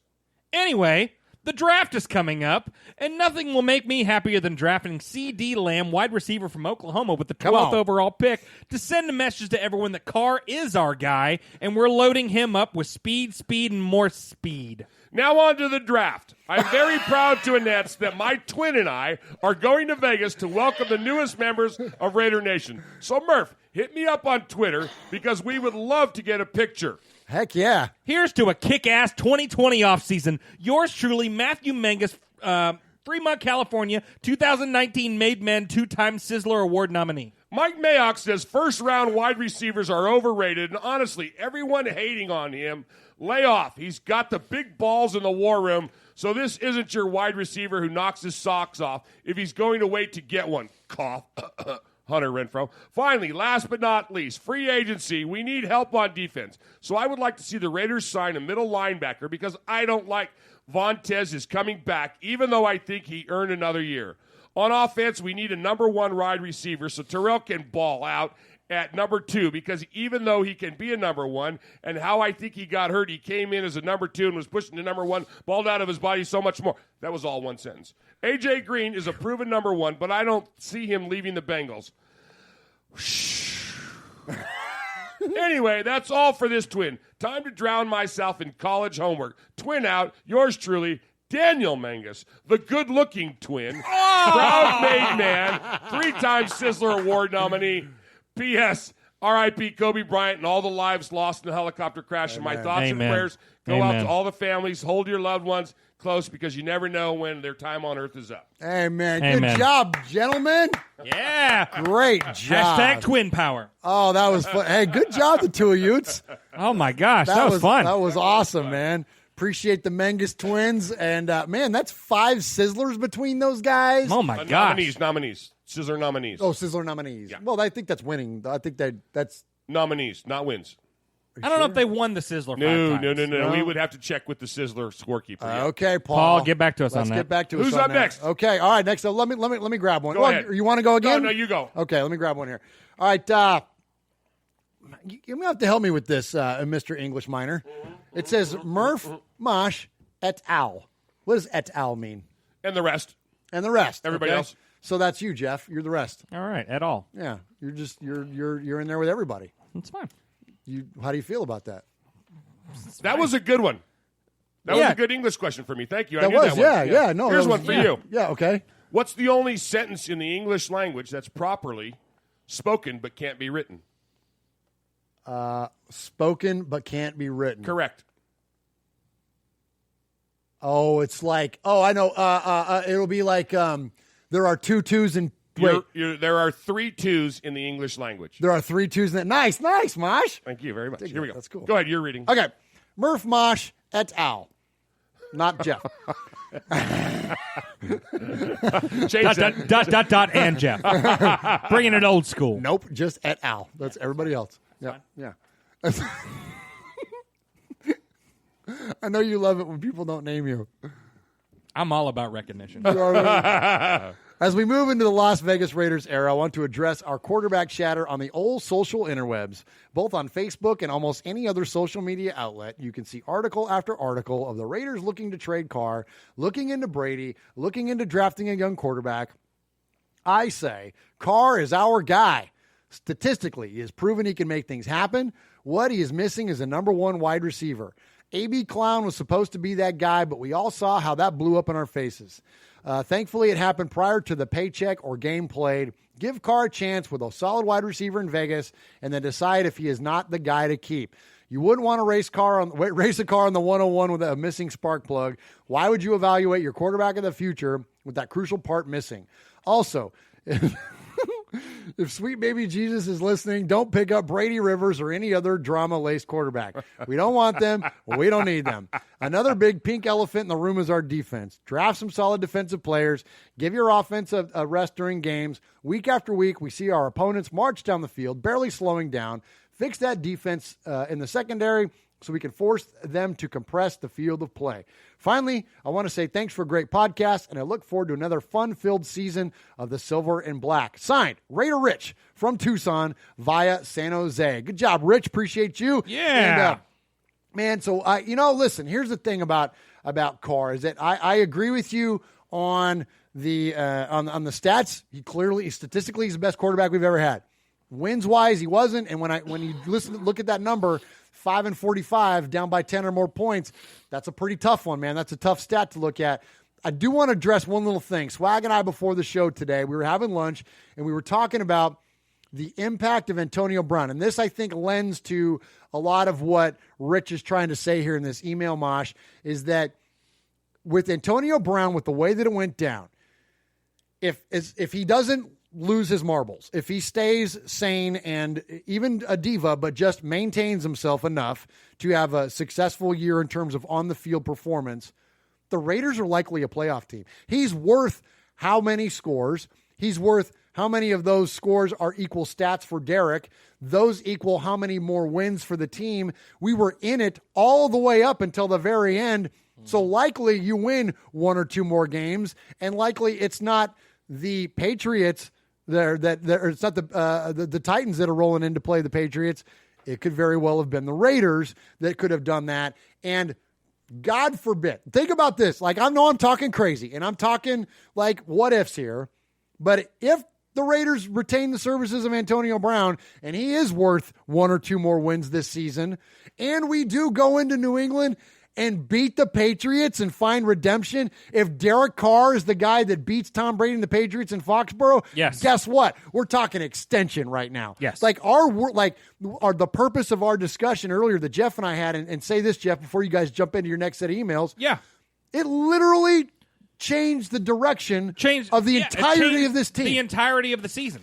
The entirety of the season. You know, they put all, you know what? I mean, I hate to say it, but they put all their eggs in the AB basket. Yeah. In the offseason. Yeah. You know, they really did. Yeah. And, you know, and they kind of made that offense around him. And Tyrell Williams is a great wide receiver, but he is not Antonio Brown. As far as few are. Yeah, exactly. So few were. Well, there you go. That too.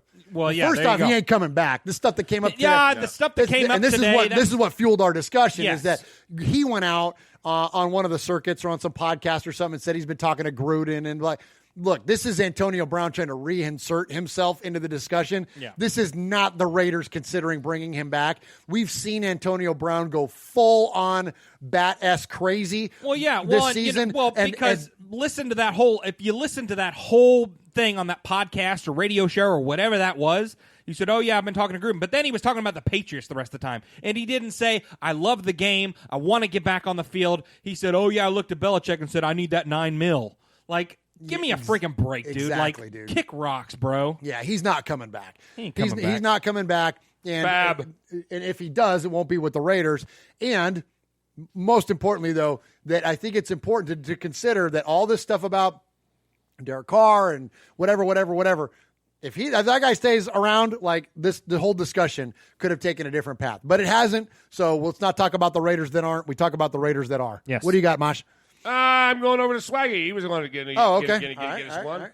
So, did I step into the fifth dimension on Planet F My Life? Planet F My Life? Yeah. Okay. Josh Jacobs is not Offensive Rookie of the Year. Oh Right? Wrong. Max Crosby is not Defensive Rookie of the Year. Boo. Not one Raider in the Hall of Fame 2020 class. Oh, Cliff Branch, man. Hook him up. Tom Brady to the Raiders? ESPN's reporting on this. I thought everyone said the Niners had a defense. No RFR? No RFR, and Mosh is missing for like 4 weeks? and to top and this that email was 4 weeks ago. Yeah, it was. They kept running this special at Dunkin'.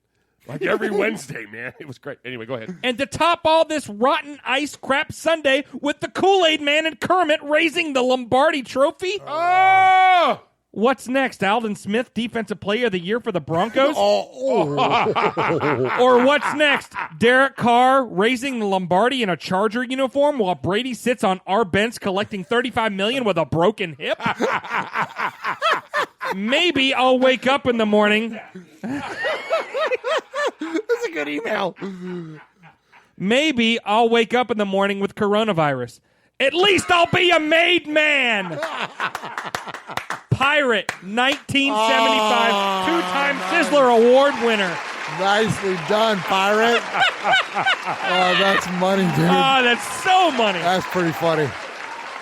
Hey, so, Mosh, you weren't here the last time that we did Raiders Fan Radio, episode number 156, but we acknowledge that Pirate is a huge contributor to the chat each and every week. Every week. At youtube.com/MurphsFanCave. We see Pirate in the chat, and he's so funny. And that was like, I don't know how many emails because it's an indefinite amount, but we told him, you email us one more time, and you bring it, and you, my friend, will be a made man. And so sure enough, I'd like to congratulate newly crowned made man. Let's add him to the list. Pirate 1975.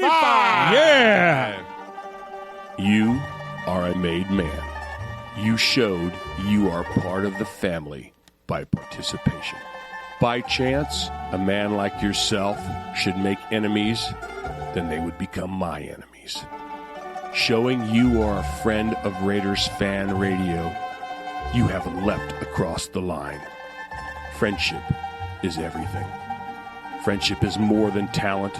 It is more than the government. It's almost equal to family. Be loyal. Made man, Raider fan. Someday, and that day may never come, I'll call upon you to do a service for me. But until that day, accept this as a gift. And don't ever forget, words can hurt more, but silence can break hearts. Congratulations to our buddy Pirate 1975. Great job on the emails. That was pretty dang funny, Mosh. So funny. So funny. He kills me, man. He always He's kills good, me. man. He's in there in the chat there, man. Yeah, Congratulations to him. Good job. Absolutely. Good Says job, knock Pirate. on wood, man. We've got you. We need to get a soundbite for that so it doesn't rattle our camera. Yeah. Absolutely. All right. Yo, what's up, Mosh? Swaggy and the one and only Uncle Mosh. I got mentioned twice. got twice? You I got didn't zero? get once. You got et al. I don't know if I've ever gone over on this thing. No, you haven't. Well, now you have. Yeah. That's good. That Ta-da, builds Raider. So who was that? That was my favorite. I love his name. It was because Ty Raider, but I always like to go, ta-da, Raider. Well, it's unfortunate. That's the last time we'll hear from him on this show. I'm kidding, Ty. Look, I'm kidding. It was just a joke. Oh, my gosh. We'll play again. Just, hey, come on, man. How you doing? How you doing there, guys? Fan cave. All right. Not Ed Al's fan cave around here. It's me, Ty Raider. I want to start by saying, long live the GOAT. The Black Mamba Kobe. Oh, man. Yes, all my teams used to play in the same parking lot. A's, Raiders, Warriors. We all know the impact that he had on not only basketball, but on our lives, period. I know we really just talk about football here, but this hits me a little different. As a dad to a beautiful little girl myself, you can relate to that, Swaggy, who just turned 4 on the 19th, made me think a lot. I was working at a lot of these the past 2 years, working graveyard on top of weekends, and I felt like I was never home. I took an opportunity in the beginning of January and ended up getting Mondays through Fridays, 6 a.m. to 2 p.m. Anybody who has done security knows that this is the ideal situation. I've been turning down overtime on the weekends just so I can spend time with my wife and kids, and I couldn't be happier with the decision. The point that I'm making is this. I know we get caught up in providing for our families, which is a good thing, but we also need to make sure that we make the time for our family. And with that being said, the entire situation just made me more depressed about the upcoming Super Bowl. Yeah, I started working at a new place, but no one told me the place was filled with 40 Winers fans. I'm pretty sure I know more players on the team than half of them anyway. And I say a Chiefs fan for the first time, and I saw a Chiefs fan for the first time in my life at a store with a Kermit the Frog jersey. And he had his children dressed in condiments as well. For crying out loud, who would do such a crude thing to a child? I'm not even sure if I will watch the game this year. It's the worst case scenario for a Raiders fan. If I had to pick, it would be the Winers, just to keep it in the Bay Area away from the Queefs. Explosion of air or gas. Anyway, I don't even hate the 49ers team. I hate the fans. They seem to only watch when they are winning. But hey, maybe I'm just a salty Raiders fan. I can relate to that. Just hope the game ends in a draw after Rico's serenading halftime performance. All the players will be making sure their wives don't run off on them. You guys keep up the show. All love and respect from yours truly, Ty DeRada. Nice. P.S. My neighbor stopped banging on the ceiling and asked me how to do the Uncle Mosh. Oh, nice. Nice. Nicely done. Nicely job. Good job, Ty DeRada. And, let's just talk about it real quick. I want to express sentiment there. So, it's we're sports fans. We're huge sports fans around here, more so than just the NFL. NFL's our favorite. Raiders are our favorite. But all three of us are huge sports fans. And, as a Bay Area sports fan, I can't stand the Lakers. Like, I've always not liked the Lakers a lot. I don't care for them. Never have. They're on my list with the Dodgers. As far as teams, I can't stand the most. But when you lose somebody of the significance of like a Kobe Bryant, it transcends sports. And that's how that's really what you can see what defines someone's legacy and is tragic. And Jeff, and please pick it up there too, because Jeff and I were having this talk, and this is why I want to throw it to him, Mosh, is that I was telling him that, like, for me growing up, it was in the NBA world, it was Jordan, right? Like, he was of my age group, and I'm not sure who that guy was for you growing up, but that larger than life, that guy that like defined. For me, it was Lou Alcindor. There you go. Okay, yeah, so before he was Kareem, yeah. right? So there's that guy, and for Jeff, it was Kobe, and so I was trying to like think of it in terms of like when Jordan was 41 years old and it just post his heyday, because like if we'd have lost him at that point, I can relate in thinking of those terms. Oh my gosh, I know, like, it's crazy. So Jeff, tell a little bit about that, about your reaction, and as the parent of a young girl, right? So Jordan and Kobe were kind of both in my time. Jordan was on the tail end of his career, and Kobe was kind of coming up, and I mean, me as a kid and all that stuff, I grew up, and I would, be on my driveway playing with my neighbors, and I'd yell Kobe every time I'd take a shot on, at my basketball goal. So he epitomized, he was not only just a basketball, but a sports superstar. But what shocked me, I wasn't a Laker fan either. But this one hit me. This one hit me like in a really hard way. Like I cried, and I wasn't a Laker fan ever. Yeah. But, the legacy that this man left is more than sports. It's more than sports because, he was a father to 3 or 4 daughters, and me being a dad to my little girl. And there's people on my Facebook and Instagram and stuff, they're not sports fans, but this hit them. So, this guy is not only a sports legend, but just a legend in general. I mean, this guy hit the world. Yeah. His death affected everyone.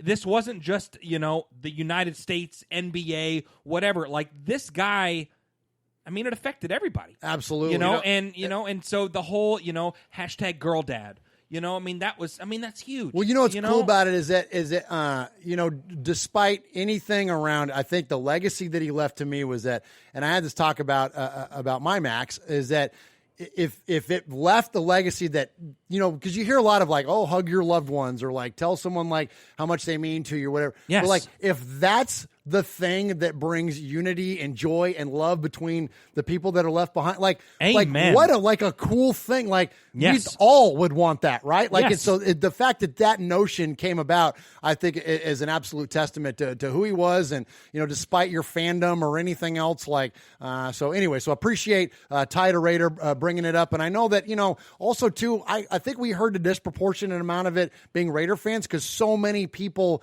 that we are around in our sphere came up Los Angeles Raiders fans, so they are Lakers fans and Dodger fans and all that. Like, that's their fandom. They're not the Bay Area Raiders. They came up LA, and so the Lakers come along with them. So we heard so much, sentiment around his passing. So anyways, rest in peace and much respect for him. And we probably should have hit respect for him on the top of the show. So I apologize for missing on that. But Mosh, close us out on this. Well, I want to go on record as saying, anytime a sports hero or any hero, whether it's what's one of our soldiers in Afghanistan or whether it's somebody stateside, whether we have people that transcend every walk of life listening to the show, and there's people pass all the time, okay?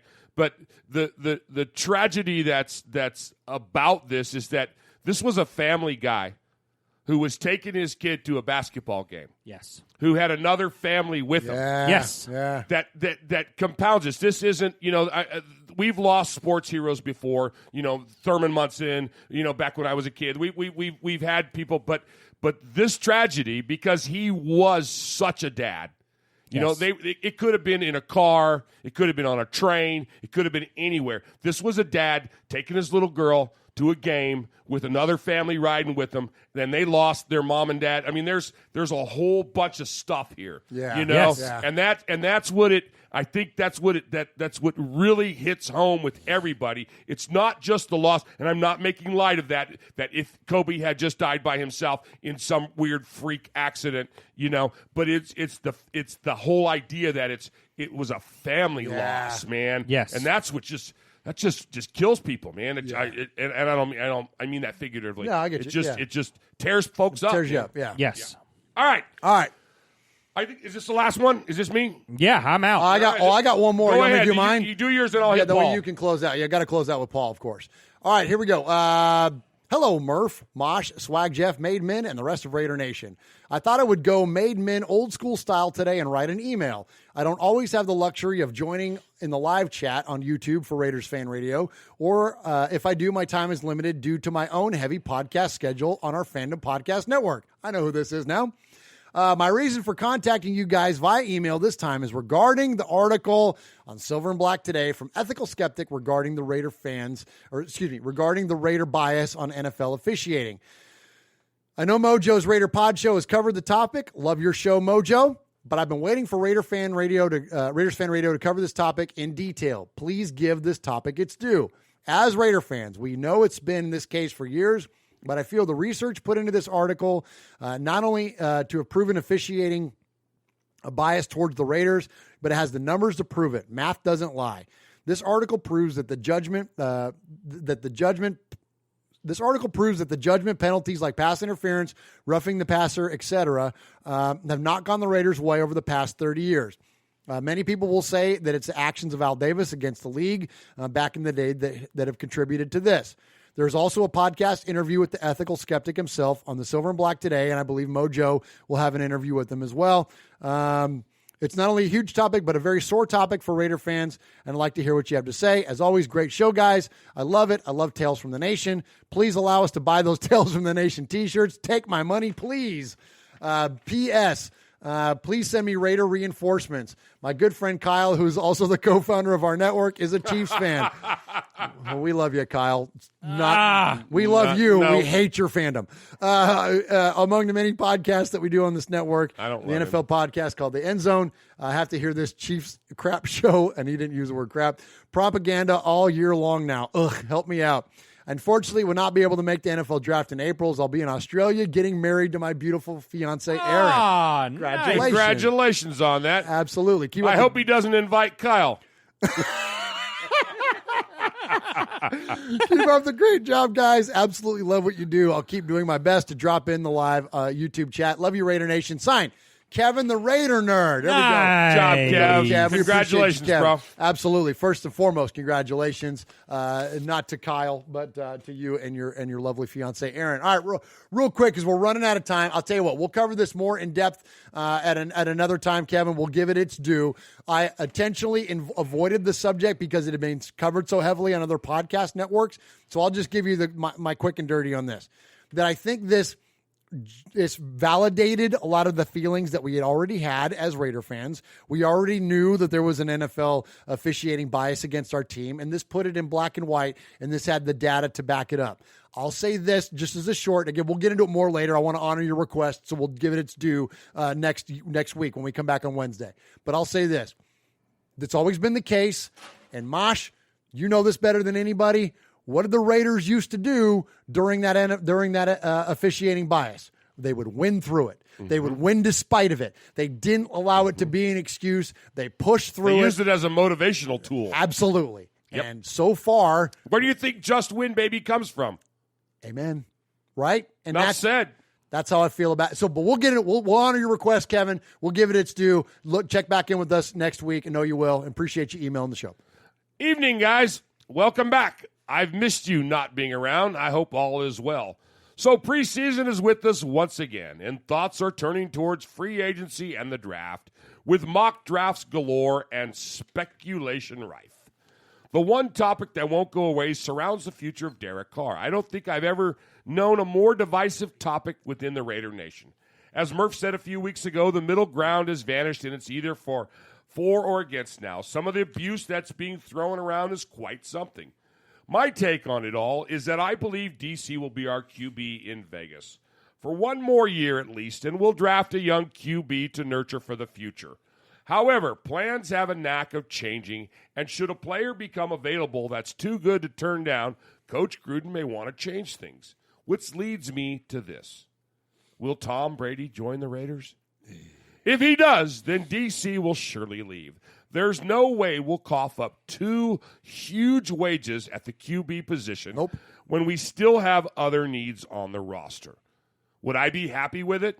Not particularly. But hey, just win, baby. That would apply so I'd get over it if we started winning. I did read an article recently suggesting, I'm not going to say his name, that guy in San Diego. It would be a possibility as well. Not that it's a totally different situation for me personally. There are plenty of players I have disliked over the years. Pardon me, it's because I almost said Phillip Rivers. Oh! No! Oh, Mosh. What happened? I hit my thing. Did my thing come unplugged? I don't know. Oh. Did it unplug? I don't know. Here we go. Play it again. No, I got nothing. I hear it barely. There it is. Ah, there it is. There it is. Sorry, I messed that all up, man. I was trying to hit the booze for saying Phillip Rivers. I did it again. Jeez. Sorry. Where was I? There are plenty of players I've disliked over the years. I've hated with a passion. John Elway, Terrell Davis, and Phillip Rivers. It would be so hard for me to want Rivers to do well. I'd never turn my back on the Raiders because of it, but I'd struggle with the situation. Just win, baby. Would still apply, of course, and I know it makes me a hypocrite, but it'd be a really difficult test if we signed Phillip Rivers. And don't forget, everybody, if DC does move on, just watch him turn into Joe Montana, because that's the way the Raiders universe works. Jeez. We'd had our annual Hall of Fame snub by the fools on the Hill. Now we've had another snub for Josh Jacobs. Proof is proof. We're needed that if players want to be recognized by their peers, they need to play for somebody other than the Raiders. The hatred and bias is real, my friends. I'm still angry that Coach Flores and Cliff Branch were snubbed again. Amen. Especially for the likes of Bill Cowher and Harold Carmichael. Jeez. All we can do is keep hoping that at some point sanity will return. I think I'm right in saying Charles Woodson is eligible for Canton soon. Don't hold your breath, folks. Anyway, let's get ready for more exciting times around the corner with free agency and more Mayock magic on the horizon. Yeah. Plus the finishing touches being made to our new home. Love you, Raider Nation. His Lordship Paul Egerton, Shropshire, Mississippi Pauly Award winner, 2019 Sizzler scorekeeper, proud made man, 2-time winner of the Raiders Fan Radio Sizzler Award. Wow. Nice job, Paul. Nice job. Man, boy, Paul's getting quite the resume going on over there, isn't he? He is just getting it. He's getting it, man. Good job, Paul. Appreciate the emails, as always. All right, we're already over on time. Hey, guys, we're going to do a 90-minute show, remember? Yeah, we are. Hurry. Yep. All right, hurry. Let's jump into the voicemails. First off, let's go to our capo. He's the leader of the Made Man crew. He is Aaron, the Q-Dog Raider. Aaron, the Q-Dog Raider. Greetings, Don Murphy, Singularity Marsh, the Boss Sonny, Sergeant at Arms, the Big Raider Trucker. Aaron's got a cold, I think. Yeah, sounds like it. Yeah. Mojo for the Pod Show, Raider Ramon, Swag Nation. This is your capo. Congested as I be, I want to give the state of the Raiders address. This past season was supposed to be the payback tour 2019. Guess that didn't happen. But remember, the greatest of the Raiders is always in its future. Now, much of the blame for this past season goes squarely on the defense or lack thereof. All three levels of the defense need improvement. But this past season, even baby Cleveland, he did a solid job shoring up the edge as the season wore on. However, Max Crosby proved to be the golden goose in the fourth-round selection. I mean, infusing bite into the Raiders' pass rush. I mean, kudos to him. Even though he got snubbed for Defensive Rookie of the Year, former defensive line coach Brinson Buckner vastly improved the D-line against the run primarily, but quadrupled our season sack totals. Enter Rod Marinelli. I think we're going to go ahead and take that next step. We look forward in free agency to upgrading, all three phases of our defense, but, nothing can be more piss poor or pitiful than it was with our defensive coverage of tight ends, especially our linebacking core. We got to address this, but you know what? We get the return of our true team leader, Jonathan Abram. As Bart Scott once said, can't wait. Now, the most polarizing aspect of this past season has to be DC4. Now, for all of his talk of revering altogether gone too soon Kobe Bryant and his mama mentality, seldom was it on display. His future with the silver and black is murky at best. I have no clairvoyance one way or another, as to, what the future holds for him. But how much of a sample size do we need to see that DC4 is not a playoff, nor is he a championship QB? Oof. Other available free agent QBs coming on the open market have such pedigrees. Our wide receiver core consists of a bunch of reaches at best. I mean, Keelan Doss has shown promise with our QBs, but only our backup QBs and not necessarily with DC4. Terrell Owens was a turf toe away from being a consistently productive back and had a lot of attributes of, dare I say, Amari Cooper with his drops. The rest of the wide receivers, they can be shown the door. Fellow Q-Dog and little third down back Jalen Richard got extended. Everyone else backing up Josh Jacobs, they can be shown the door as well. Through the free agency and the draft, we can go ahead and see if we can find some viable backups and heavy hitters to fill that void. No more Lilliputians, midgets, or undersized backs. We got to do better. Lilliputians. All-world athlete out of Kentucky, Len Bowden Jr. will be available in the third round of the I love that, Lilliputians. Specifically, he was moved from wide receiver and pressed into duty as a quarterback. Now check this. In only 7 games spot in the rest of the SEC, the premier football conference in college football, a whole month, he was able to lead the SEC in rushing from the quarterback position. I think we make a tailback out of him, and you know what? We go laughing all the way to the playoffs. Now, he single-handedly beat Virginia Tech in the Belt Bowl, the most exciting bowl of this past bowl season. Now, our offensive line is good, but they're aging, having suffered multiple injuries, missing too many games this past season. We'll need to go ahead and get younger at both guard positions and somehow find an heir apparent to sit all-world, all-everything center Rodney Hudson. Let me correct myself. Yes, sir. Now, let me go ahead and give you some hope. Okay. Moving forward, as a reminder, this will be year 3 under Chucky in Las Vegas, where we embark on a whole new lineage. Now, the Bills, remember, in 2017, they were 9-7. In 2018, they were 6-10. And last year, they were 10-6. The 49ers, they were 6-10 in 2017. They were 4-12 in 2018. And 13-3 in 2019. And the Packers, they were 7-9 in 2017, 6-9-1 in 2018, and 13-3 last year. 2020, a new hope. Rue.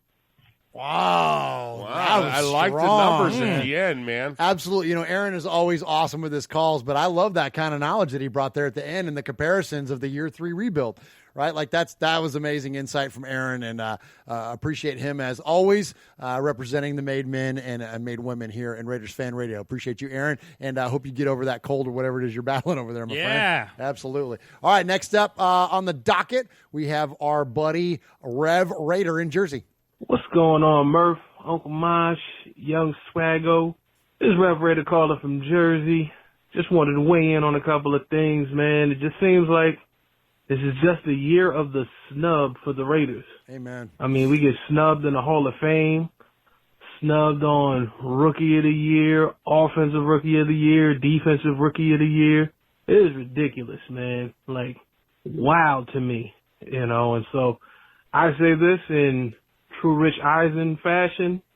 In the words of Ricky Bobby, with all due respect, I didn't know that they had their emergency surgery to have their balls removed. I mean, it's just ridiculous, man. Kyler Murray gets Offensive Rookie of the Year? Really? 5 and 10? Okay.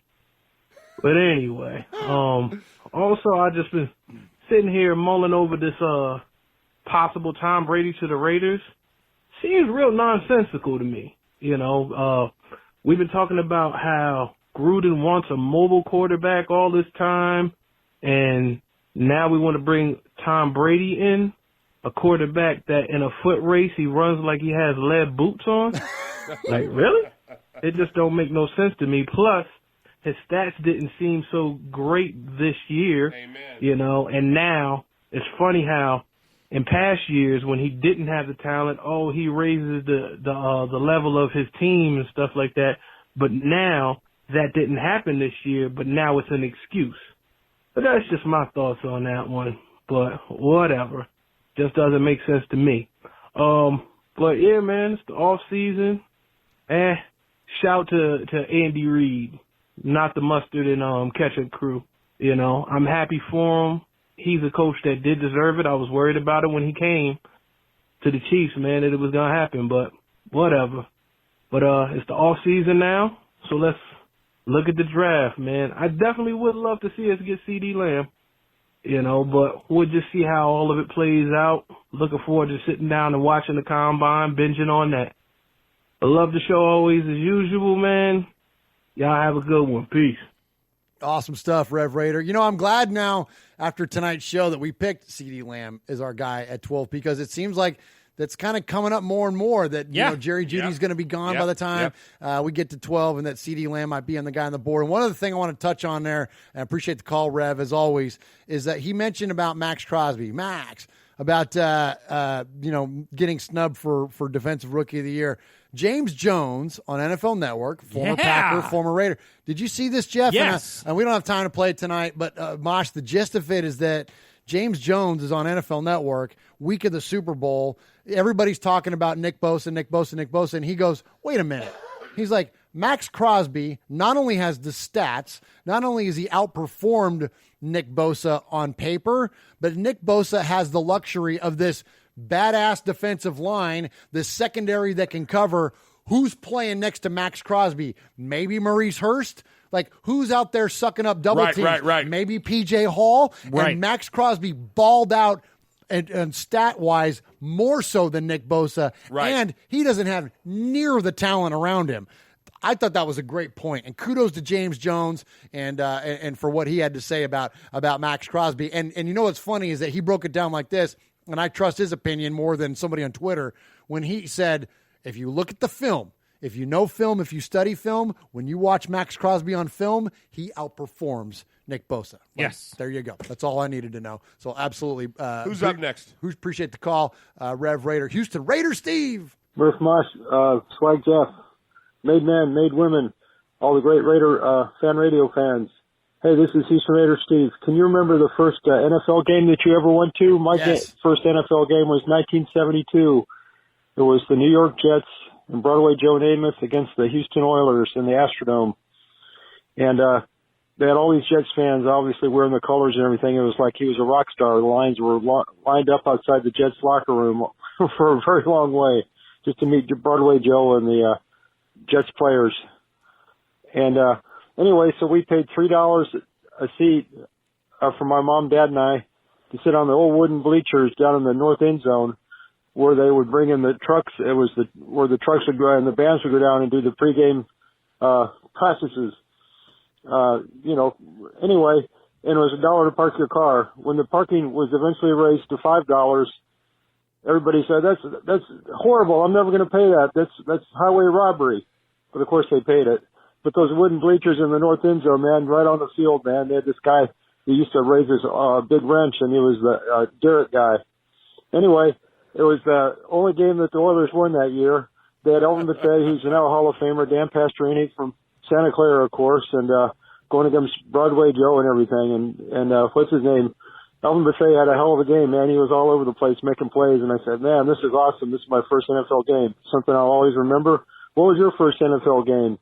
And how much do you remember paying? And I've been a fan ever since, 50-something years later. Anyway, great show. God bless. Bye. Go Raiders. We're back, baby. By the way, it was a crock of crap that Jacobs didn't get the Rookie of the Year. Of course, being Raider fans, we're used to getting screwed by the NFL. It's almost a given. We need to get Flores, Plunkett, and Lester Hayes in the Hall of Fame, especially the first, all of them. Bye. Awesome job, Houston Raiders, Steve. Appreciate the call. And so he asked the question, what was our first game? So let's start off with you, Swaggy J. What was your first NFL game? December 9th, 1999. And you know what? What's that?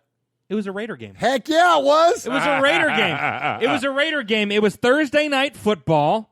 Titans Raiders. We were there. We were there, Mosh. You guys were there. We sure was were. an ESPN game. I was in my dad's radio station suite. Oh, we were in the cheap seats, third deck. Yeah, we were. And broke up a fight. Broke up a fight on the way down. Yeah, and it was I was 11 years old. Wow. And I was a Titans fan. But yeah, Javon Curse had a couple of sacks on Rich Gannon. Eddie George ran for 199 yards and 2 touchdowns. And that was I was in the honeymoon phase with my ex-girlfriend. I was in the honeymoon phase. Oh, we were all in. We were all lovey-dovey with each other. But really, you had eyes for another. You had eyes for another, didn't you? Yeah, and she was wearing silver and black. My true love was right under my nose. She was like the ugly girl in class, but when she took off her glasses, I realized how beautiful she was. Yeah, baby. Yeah. She let that hair down. Yeah. What was the final score of that game? It was 21-14 Titans. Do you remember, Mosh, that I believe it was Napoleon Kaufman? If I'm not mistaken, somebody will correct me if I'm wrong, he was returning either kicks or punts. And remember, he returned a kick for a touchdown to tie the game, and they called it back. Yeah, they did. Do you remember that? Yeah, and we were like, pissed. no! Oh my gosh, that was rough, man. But that was the precipice of the resurgence, right? Yeah. 99, that's Gruden. That's like, There it we goes. were coming back, man. That was bright days for both of those teams on the horizon, because that's when both the Raiders and the Titans got good at the same time. Yes. And that was a lot of fun, man. There was a disconnected rivalry between those two teams over the next handful of years. Great stuff, Swaggo. That's a great first game. Mosh, what about yours? So I was thinking back, man, and I remember that I was trying to think of my first game, and it was 72-73, because I remember I was still on my bicycle, and and I went with your grandma's husband, and he was and it was fun, and I was thinking, oh man, that was so much fun. I remember it, and then I was saying to myself, wait a minute, that wasn't my first game. That was the East-West Shrine Bowl at Stanford Stadium. That was a college game. It was a college game. So, and then I had to go back and I had to really crank the memory there, And it was a 49er game that same year. Okay. It was like 72, 73. And we had just moved into the 49ers to Candlestick Park. Okay. And John Brody was playing. Oh, nice. Yeah, and I Number remember 12. Yeah, number 12. And it was really cool. It was I think you could get tickets for like $6 or something. Right. And it was cool to go to Candlestick, because that was when football teams and baseball teams were just starting to play in the same stadium. Yeah. So that was huge, and that was kind of the reason to go. But so that's what it was. Yeah, it was Candlestick, and it was the weather was really good. It was like September-ish, and I think we were playing the Rams. Wow. Yeah, nice, and it was like I remember there was 2 players on the the Rams. It would have been Rams. like Roman Gabriel. Roman Gabriel and Jack Snow. Jack Snow was the tight end. No Roman kidding. Gabriel was the quarterback. Oh, right on. Yeah, man. so those were my 2 favorite players on the Rams. Oh, nice. So it was cool. Nice. It was a really cool. How game. old were you for that? I was about 13. About 13? No, yeah, Okay. something like that. 12, 13, 14, something like that. Nice, guys. Yeah. Right on. Good stuff. So mine was, it was unfortunately also a Niner game. So, growing up in the Bay Area, The Raiders left in 81, I guess, to go to Los Angeles. So I was born in 73. So for the majority of my,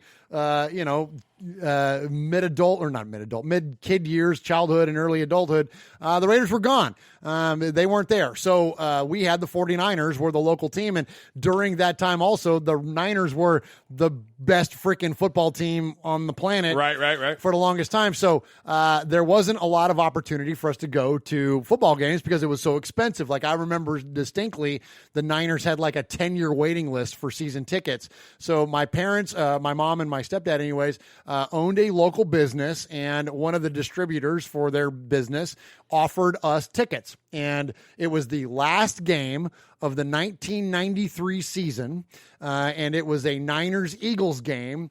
And check this out, guys. So here I am. So this is 1990. I'm not yet. So I'm 20, I guess. Yeah, 20-ish. 20 years old. All right. So here's what I did. So this is Niners-Eagles. This is a Monday night football game. Niners-Eagles, and I wore this. This is my starter jacket for those of you that are not watching for those of you that are on the audio version. This is my starter jacket. I wore this starter jacket, and I sat in the end zone of the Niners there, and I rooted for the Eagles a lot. And the Eagles, so back then, so this is like, they had like James Lofton, they had like Refrigerator Perry, like there was like a ton of there was a lot of stars in this game, of course, including any of the Niners from those early days in the 90s. And so the Eagles won. So the Eagles won this game, and it was funny because there was, the Niners had a chance to win the game, and they missed a kick. And then the Eagles had a chance to tie it, and they made the kick. And then the Niners had a chance to win it again, and they missed the kick. And it was like it kept going back and forth. And it finally came down into overtime, and the Eagles had a chance to win it in overtime. And Merton Hanks for the Niners ran into the kicker, committed a penalty. The Eagles got to kick it again a second time and made it that time and won the freaking game. And here's what it sounded like. This will be a 38-yard attempt for Roger Ruzek. John Hudson snaps it. Jeff Fiegels holds it. And this will be the final play of the 93 regular season. You bet.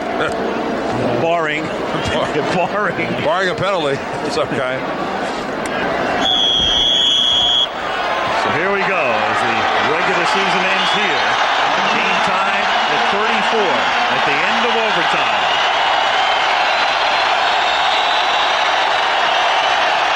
38 yards.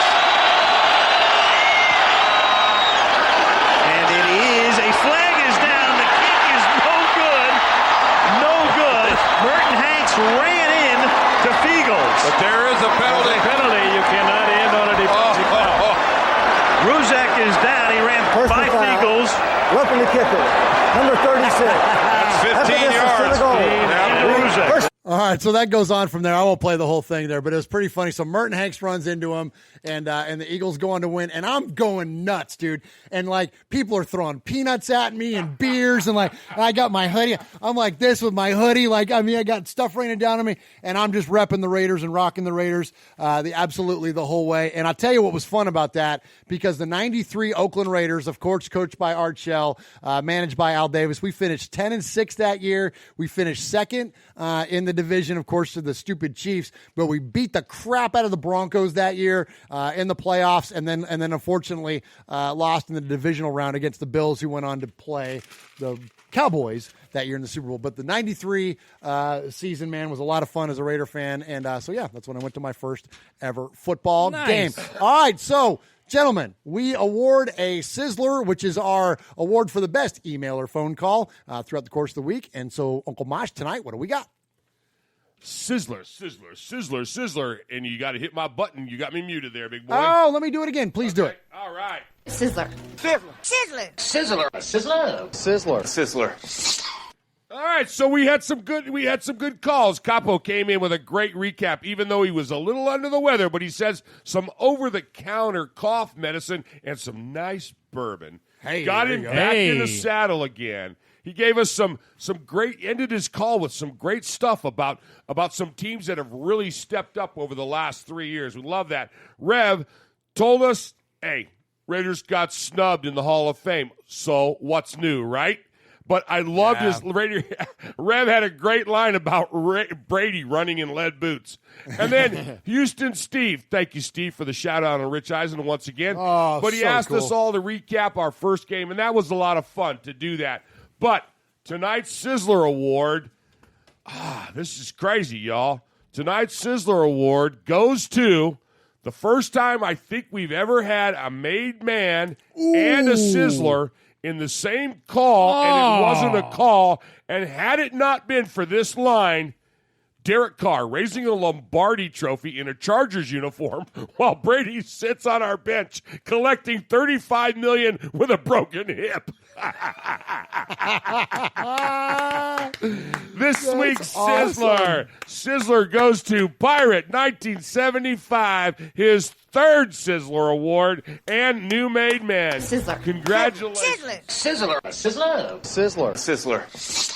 Awesome job, Pirate That's 1975. awesome. Welcome to the crew, and great job on your Sizzler Award. We are Metallica, and we are here for your Oakland Raiders. You know why we out here, and we ain't playing around today. From The Walking Dead to errant Jedi Knights, Raiders fans are a rogues gallery.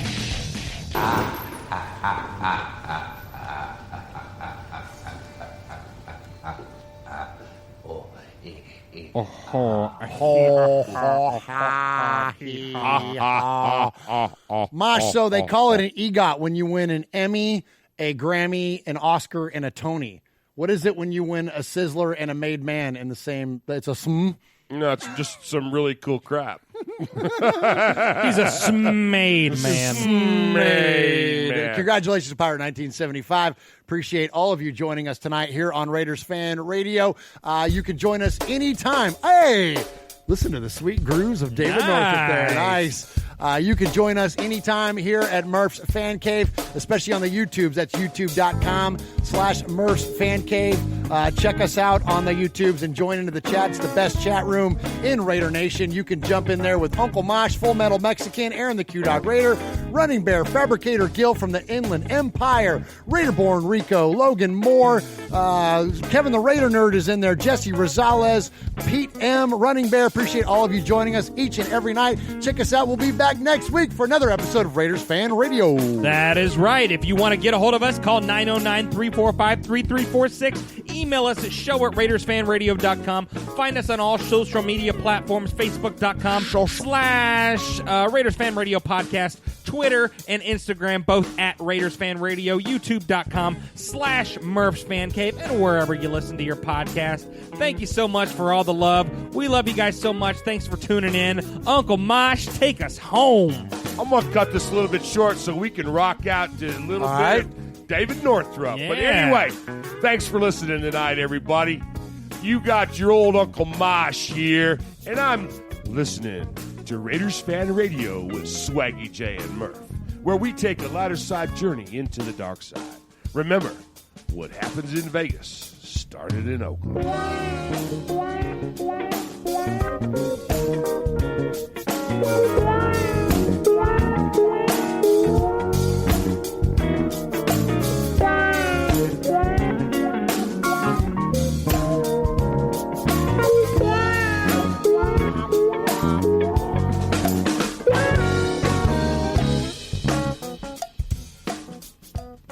Oh, nice. It's always so good for ratings. It's always so good for ratings.